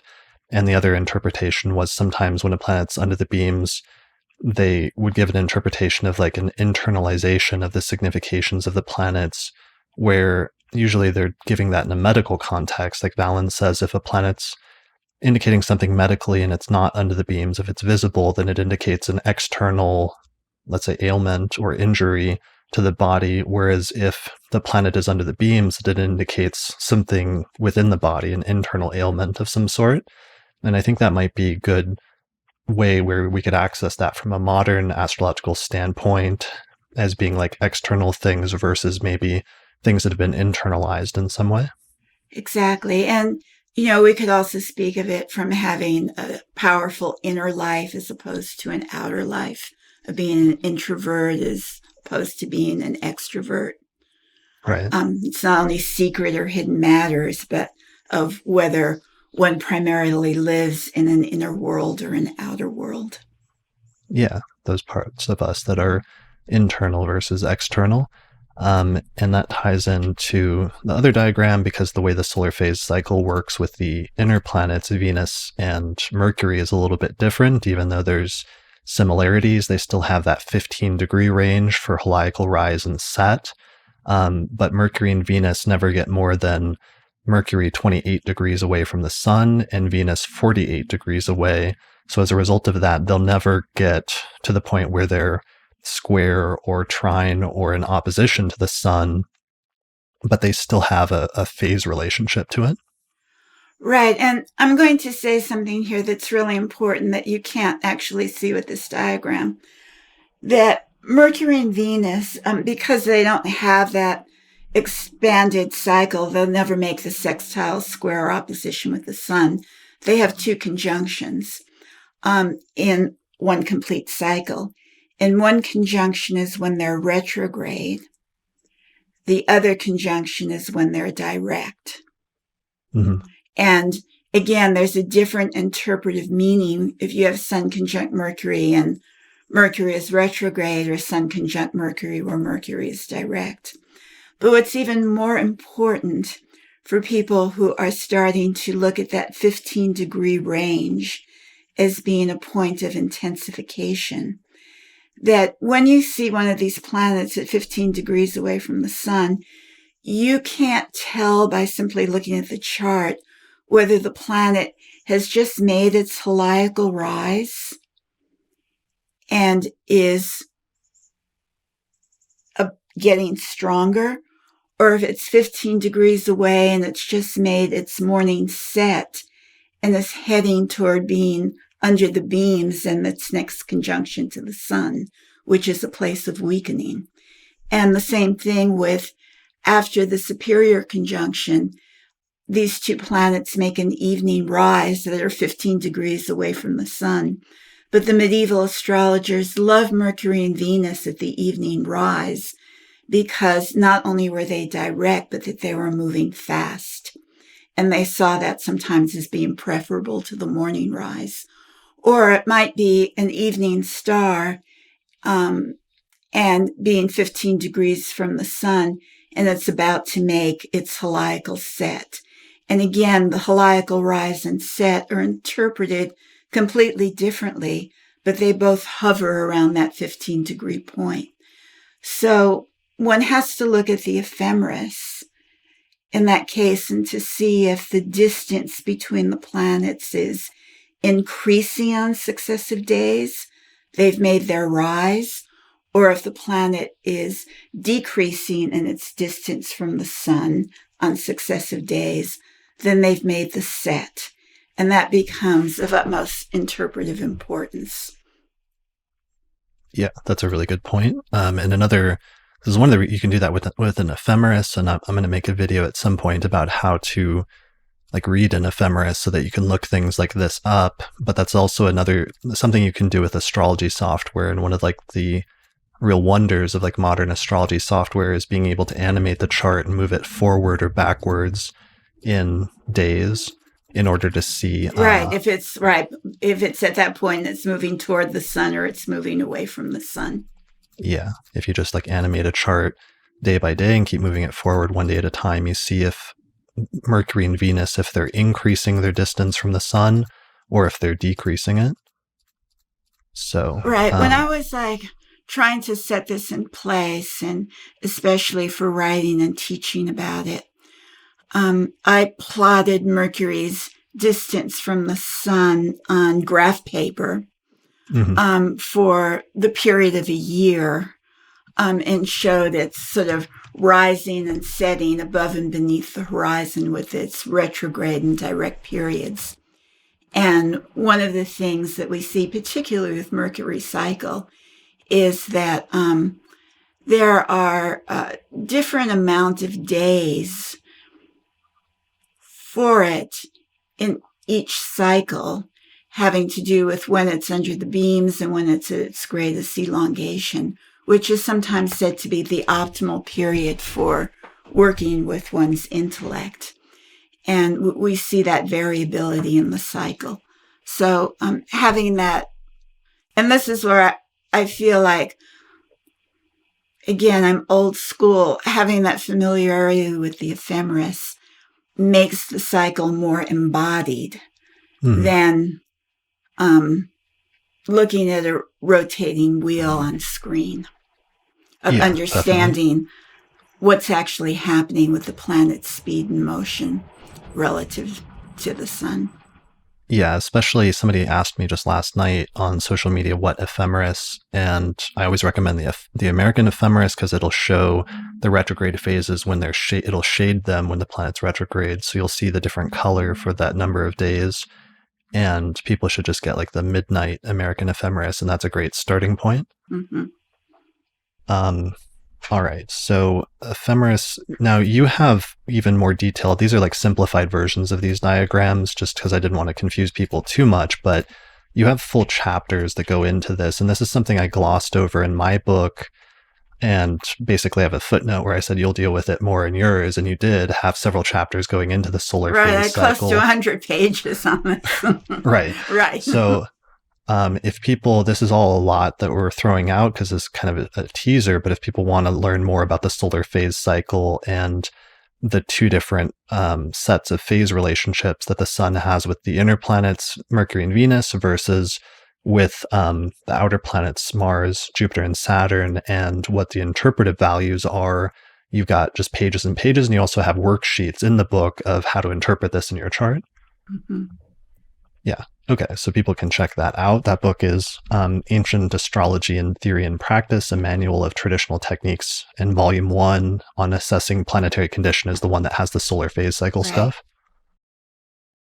Okay, so let's go ahead and resume. I just wanted to read through some of other authors really quickly. So one more traditional author in order to wrap up talking about the significations of the planets, according to ancient authors, and that's when we get to the 17th century and the first major English textbook on astrology, which is William Lilly. And here's a picture just showing his different significations of the planets, and they're much more extensive because he breaks it up into different like categories, like what the sun signifies when it's well placed in the chart versus when it's poorly placed or afflicted, what it indicates medically or what it indicates in terms of the person's appearance and different things like that. Let me read through just a few of those really quickly. So here it is on the screen. This is from Christian Astrology in 1647. So it says, the nature of the sun is masculine, diurnal, hot and dry, choleric, a fortune if well dignified. People signified kings, princes, emperors, dukes, marquises, earls, barons, lieutenants, deputy lieutenants of counties, magistrates, gentlemen in general, courtiers, desirers of honor and preferment, justices of peace, majors, high sheriffs, high constables, great huntsmen, stewards of noblemen's houses, the principal magistrate of any city, town, castle, or country village, yea, though a petty constable where no better or greater officer is, goldsmiths, braziers, pewters, coppersmiths, minters of money. Manners when well dignified, very faithful, keeping their promises with all punctuality, a kind of itching desire to rule and sway where he comes, prudent and of incomparable judgment, of great majesty and stateliness, industrious to acquire honor and a large patrimony, yet as willingly departing therewith again. The solar man usually speaks with gravity, but not many words, and those with great confidence and command of his own affection. Full of thought, secret, trusty, speaks deliberately, and notwithstanding his great heart, yet he is affable, tractable, and very humane to all people, one loving sumptuousness and magnificence, and whatever is honorable, no sordid thoughts can enter his heart.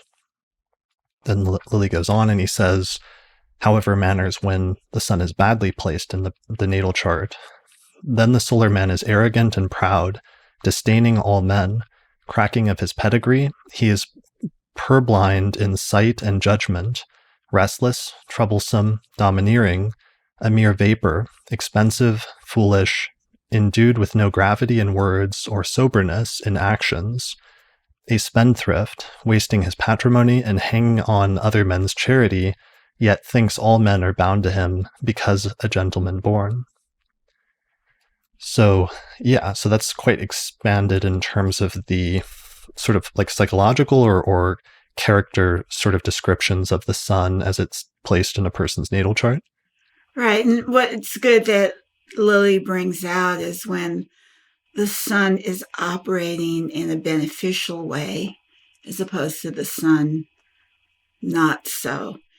And what we might say a good sun is warm, radiant, creative, loyal, generous, life-giving.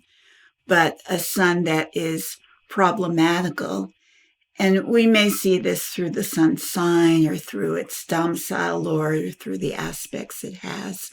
The sun can be overly prideful and rigid. It can be arrogant. It become domineering. It can be completely self-centered unless all the attention is on you. Like, then the world's not right. And we can see individuals who always want to be the center of attention or in the limelight, which becomes boring. Almost, it's like consuming all the air in the room. And so these are, and then this is like too much sun, but not enough sun, of having a deficiency in that can make one not have very much energy or be apathetic about life, or a low life force and vitality, a sort of weakness, a lack of confidence, a fear of putting oneself out there. So we have that range between the optimal sun and too much of a good thing and not enough of a good thing happening at the extremes. Right. That makes a lot of sense. All right. Let's shift then now to the modern authors, where I've got 2 or 3 modern authors to see how it started being talked about in the 20th century, where there's some continuity and some differences. So the first excerpt is from Reinhold Ebertin and his book, The Combination of Stellar Influences, that was written originally in German, I think in 1940. So Ebertin says, the principle of the sun is spirit, mind, and the living being. Right, that's Valens. Right. It's very similar right, to Valens. right. From the very beginning, that has remained.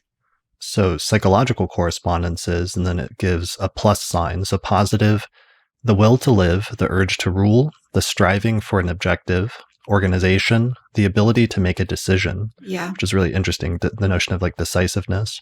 Right. And being a central organizing principle Mm-hmm. that sometimes characterizes a leader.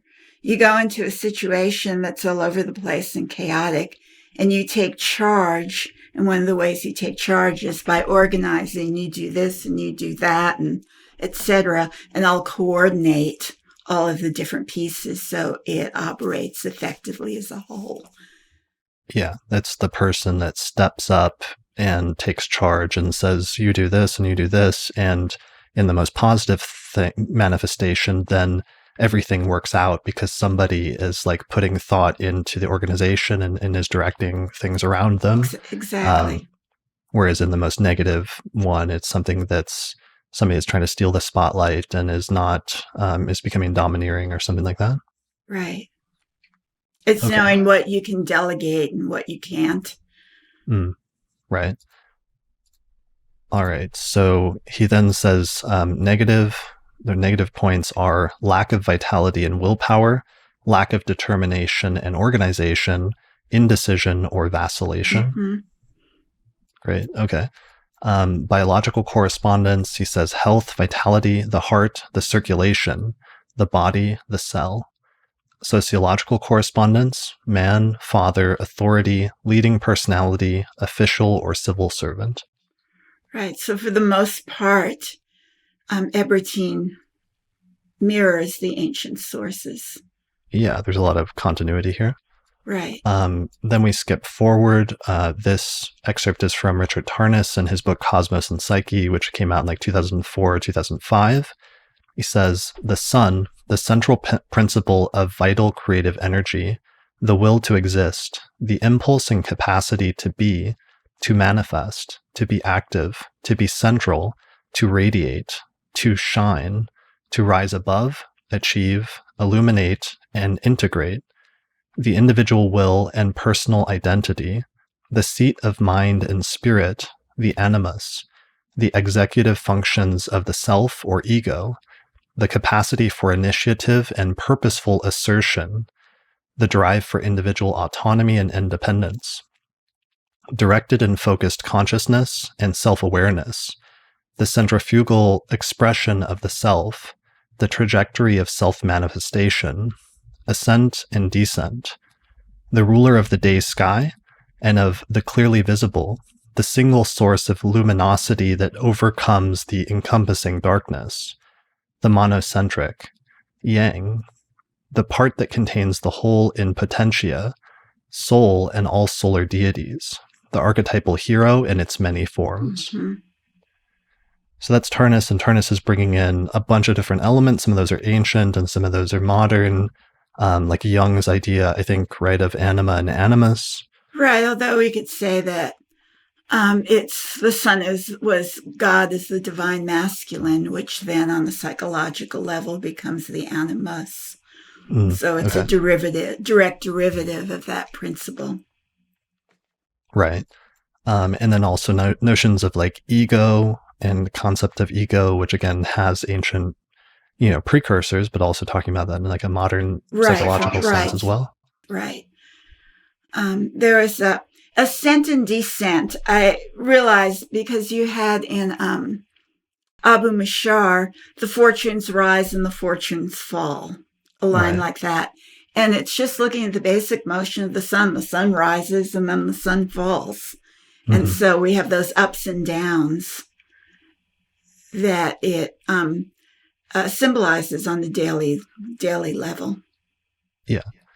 And then the final excerpt I had was actually from your book, and we read it like last time with the episode with Israel because it nicely integrates some of the ancient and modern notions in your 2009 book, Astrology and the Authentic Self. And even though you're here and we've talked about it, I might as well read the excerpt still today.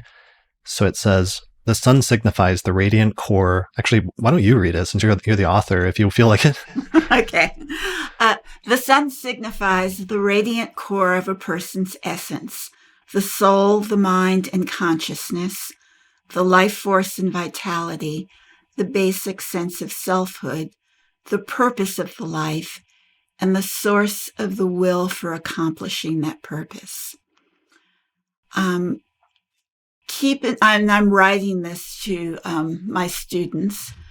Keep in mind that the sun describes both the basic nature of the individual and the life purpose as an expression of that nature. Thus, what we do in terms of living a meaningful life is simply who we are on an essential level. The ascendant ruler points to the capacity of the personality to accomplish a life goal that is motivated by the core drive. The sun, by its sign and house positions, describes the nature of the underlying purpose striving toward expression. What is it that you're here to do? What is that vision? And that is an expression of who you are and what brings you to a sense of having a happy, fulfilled, successful life, of doing what you're built to be and doing it well. Right. Yeah, I like how you integrated some notions of like purpose and almost like the last phrase was underlying purpose, striving towards expression. And there's almost this notion of like destiny or fate or moving towards something in the, I don't know if evolution is the right word because that gets overused in modern astrology, but this notion of there's like a term in that I'm like teleology in ancient philosophy, and the notion teleology, right? Yeah. Right. That everything is moving towards some sort of final purpose or sense of completion. Mm-hmm. And that's the root word of apotelesmatics, which was the name of several astrology books from the Hellenistic period, of things being brought to their intended purpose as the final culmination of a process. Yeah, and the word that the astrologers used for the title of their books, even that Ptolemy used, was like apotelesmatics, which means like the study of outcomes or the study of whatever that means, the end of things. Right. You know, there's this passage in Aristotle that is alluding to this, where he says that an acorn is going to turn into an oak tree, and the teleology, the final purpose for which the acorn is intended, is the oak tree. You know, it's not going to turn into a radish or a carrot. And so that then becomes this symbol for a way to look at our chart of what is our chart constructed to be able to bring to a sense of complete fulfillment at the end of our life. And if we can see that, how can we cooperate with being able to do well that which we are wired or intended to be? Right. That makes a lot of sense to me. It's something I've been thinking about a lot recently. There was a thread recently on Twitter that was started by an astrologer named Adina at Adina Rising, where they said they're having a crisis about what the birth chart actually is and what it all means. And then a friend of mine, Joe Gleason, chimed in saying that they wanted to separate that from the question of what is astrology, which is a huge thing. And they mentioned my definition of astrology, which is that it's, quote, the study of the correlation between celestial and earthly events, and noticed how that doesn't really, it just describes the phenomenon, but it doesn't really describe what astrology is about or what it's doing. And she started heading in the direction of her thoughts lately were going towards animism and that being an underlying thing. But something I've been thinking about recently was astrology and its connection with time. And I was rewatching this old video about the notion of whether the fourth dimension of reality is time, and if time is like a dimension in and of itself, and if there's some sense in which if all time is happening simultaneously, but for us, we can only experience it in these small slices of time from moment to moment, where we're living in one moment and we have like a past that stretches out behind us and a future that stretches out in front of us, but we can't really see time in its totality.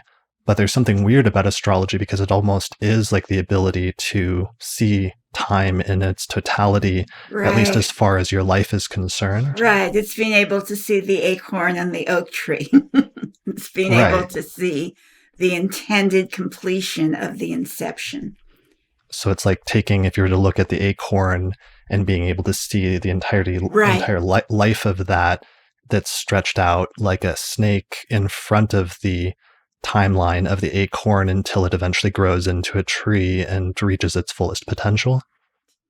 And going back to the sun, that our whole measure of time has developed so that the sun is the primary timekeeper, the ticker. Right. Yeah. Yeah. And the thing that is setting the stage for everything else in some sense, especially in terms of going back to being the central organizing principle. Right, which is interesting, not just because of it's not just the central principle in terms of the synodic cycles of the planets that we were talking about earlier and all of their phase relationships to the sun dictating whether they're direct or retrograde and different things like that, but also the sun, especially for Western astrologers that use the tropical zodiac since the 2nd century, the sun is also what dictates the zodiac as well. Yes. And the different signs of the zodiac, because they're based on the solstices and the equinoxes, which are different periods in terms of the phase relationship between the sun and the earth, and different periods of the length of the days and the length of daylight versus night. And different parts of that cycle having a foundational principle that becomes the zodiac, and those different qualities of the signs based on the relationship of the sun and the equinoxes and the solstices. Exactly. And, on the simplest level, the Earth's orbital period around the sun sets the concept of our calendar and the days of the year, and then how that's divided up and how that regulates our lives at this point. Right. You know? Yeah. What season is it? Is it a Monday or Friday? Are we starting work? Are we finishing work? Are we have our weekend? It's like bringing it down into the hours of the day, when we go to sleep, when we eat our lunch. And it's all generated from the solar motion. Right. So everything comes from the sun, and even though we have different interpretive principles from the sun and what the sun's position is in the natal chart and what it describes or says about your personality or the animating force in your life or in your birth chart, and maybe even underlying your psyche in some sense, or your soul, or whatever you want to call that, there's also other underlying notions of your potentiality and the timing and sequence of your life and your growth as like a being or an organism, as long as you're here in your body during the course of your lifetime. Mm-hmm. Right. And one point we didn't bring out so much, but it was mentioned by a number of the different authors, is that the sun represents your will and your willpower, and how with a strong and beneficent sun, sometimes the will drives the life force through all kinds of obstacles or impediments that a person with a weaker will might cave under or respond to, and the will can just push through and push forward as it's striving for that expression. And so having will, having willpower, having that as part of one's life force is one of the keys to understanding energetically the nature of the sun. Yeah. And that's so important. And touches on so many different areas, not just psychologically and in terms of actions and the way that we act and actualize our will, or our willpower, but also even other areas. Like when I did a episode a year ago with Austin on astrology and magic, and I hadn't thought about the concept of magic much, but once I started looking into it and researching like the Picatrix and different things, and I was trying to come up with a definition of it, I realized a really good definition was that it seemed like they were trying to actualize their will in some way and make the will, whatever they willed, become manifest in some way through magical or occult means. But that you're doing something similar with electional astrology when you're trying to like actualize your own will or what you want to happen by choosing different moments in time to initiate the action. Right, choosing a moment that will eventuate in a desired result. Right. Yeah. So I like that. The notions of like potentiality and teleology and different things like that is being tied into the sun and the notion of the sun in the chart. Mm-hmm. All right. So there's a few other things that go along with that we didn't get into that we don't have to, but there's also solar techniques in astrology, like, secondary progressions, and every day symbolizes a year in the person's life, every day after the day the person was born. And there's a lot of interesting stuff in that in terms of like the potentiality that's inherent in the transits that you're having in the first month or two of your life, manifesting over the course of the rest of your life. There's also solar arc directions, which is kind of actually similar to secondary progressions, where you're directing the sun about a degree per year until it meets different aspects with different planets in the natal chart. There's solar houses, which is basically like sun sign astrology and doing whole sign houses from the sun's position, which is basically what sun sign horoscopes are, more or less, right? Yes. And the greater focus of sun sign astrology in 20th century astrology.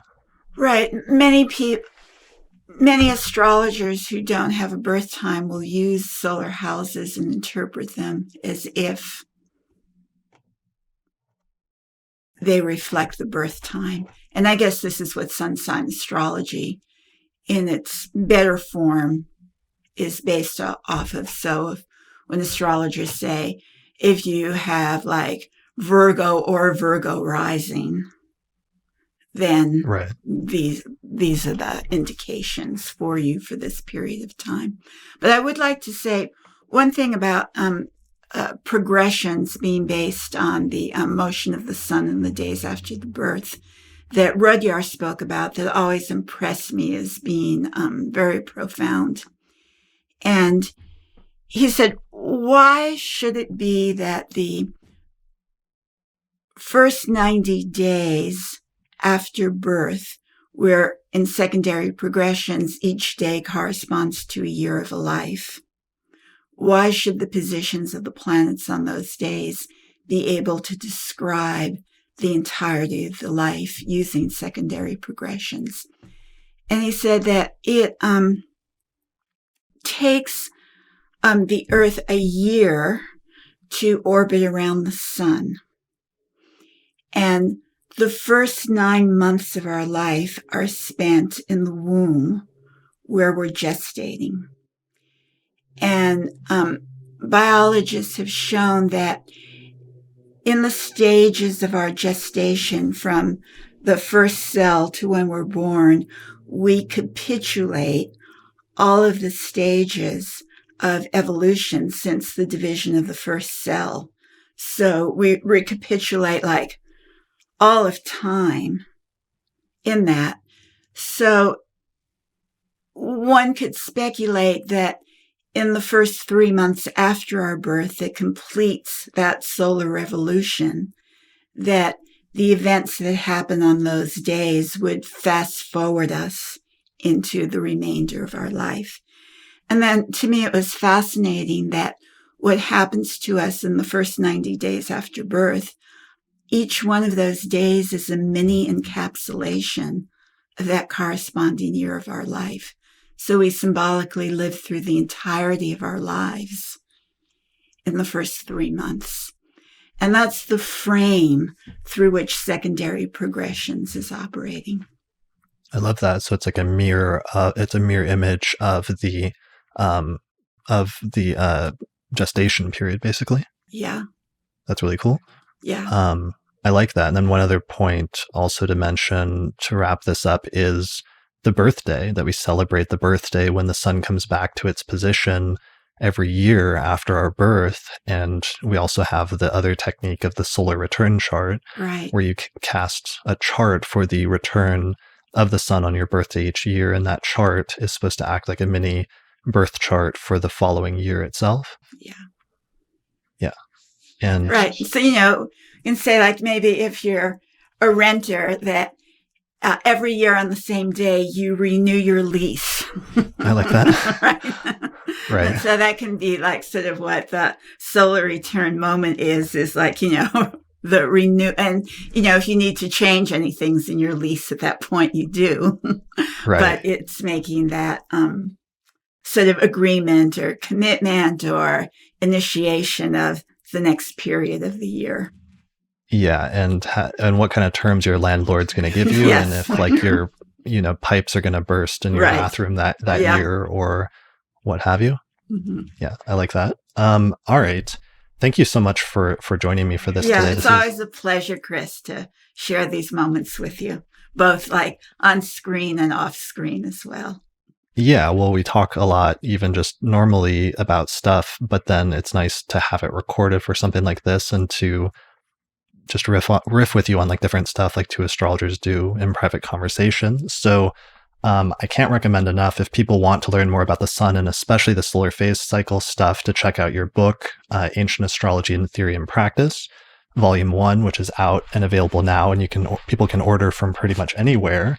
Volume 2, like I said, I think is going to go on sale on the Rubedo Press website starting next month around. Yes, well, a few weeks actually on the Jupiter ingress into Pisces. Aaron Sheep will make the announcement that it's ready to go. Its publication will be forthcoming, but pre-ordering can happen soon.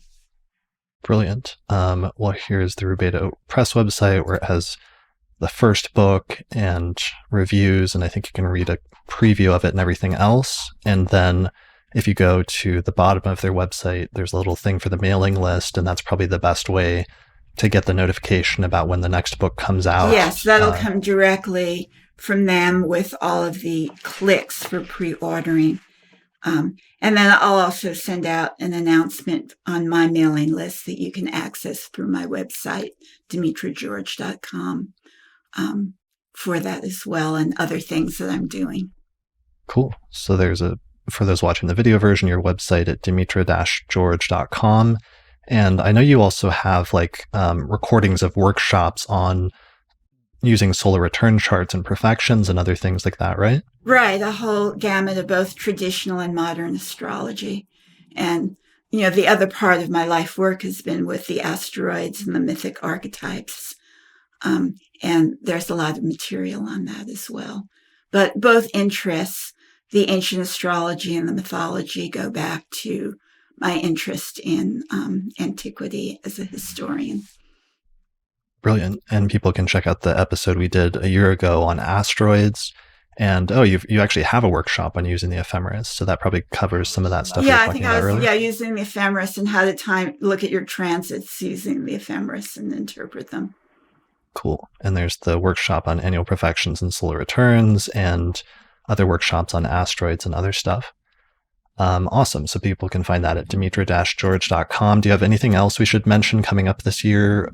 You're speaking at NORWAC next month, right? Speaking at NORWAC, I'm speaking at ESAR. I'm speaking for the Astrological Association in Great Britain. I'm doing a weekend for Astrology Toronto in June, a 3-day weekend. And then I have several courses, 4-week courses that will be offered through Astrology University in the summer and in the fall. Awesome. So there's a lot of work happening in the next 6 months. Yes, you're going to be busy, plus with the book coming out and everything else. Good. All right. Well, keep up the good work. Thanks a lot for joining me today. I appreciate it. And the Canadian astrologers are having a conference. Let me not forget them. Okay. Dear friends, I'm giving the keynote for that on integrating modern and traditional astrology. Awesome. Well, people should sign up for your newsletter for more about that whenever you have stuff going on. Thanks for joining me today. And thanks everybody for watching or listening to this episode of the Astrology Podcast. And we'll see you again next time. Okay, goodbye, everyone. Special thanks to all the patrons that supported the production of this episode of the Astrology Podcast through our page on patreon.com. In particular, thanks to the patrons on our producers tier, including Nate Craddock, Thomas Miller, Catherine Conroy, Christy Moe, Ariana Amour, Mandy Ray, Angelique Nambo, Sumo Kopic, Nadia Habhab, Issa Sabah, Morgan McKinsey, and Jake Otero. For more information about how to become a patron and get access to exclusive subscriber benefits such as early access to new episodes, go to patreon.com/astrologypodcast. Also, special thanks to our sponsors, including the Northwest Astrological Conference, which is happening online May 27th through the 31st, 2021. Find out more information at norwac.net. The Mountain Astrologer magazine, which you can find out more information about at mountainastrologer.com. The Honeycomb Collective Personal Astrological Almanacs, which you can find out more information about at honeycomb.co. Also, the Portland School of Astrology, more information at portlandastrology.org. The AstroGold Astrology app, available for both iPhone and Android, available at astrogold.io. And finally, the primary software program that we use on episodes of the Astrology Podcast is called Solar Fire Astrology Software, which is available at alabe.com, and you can get a 15% discount with the promo code AP15.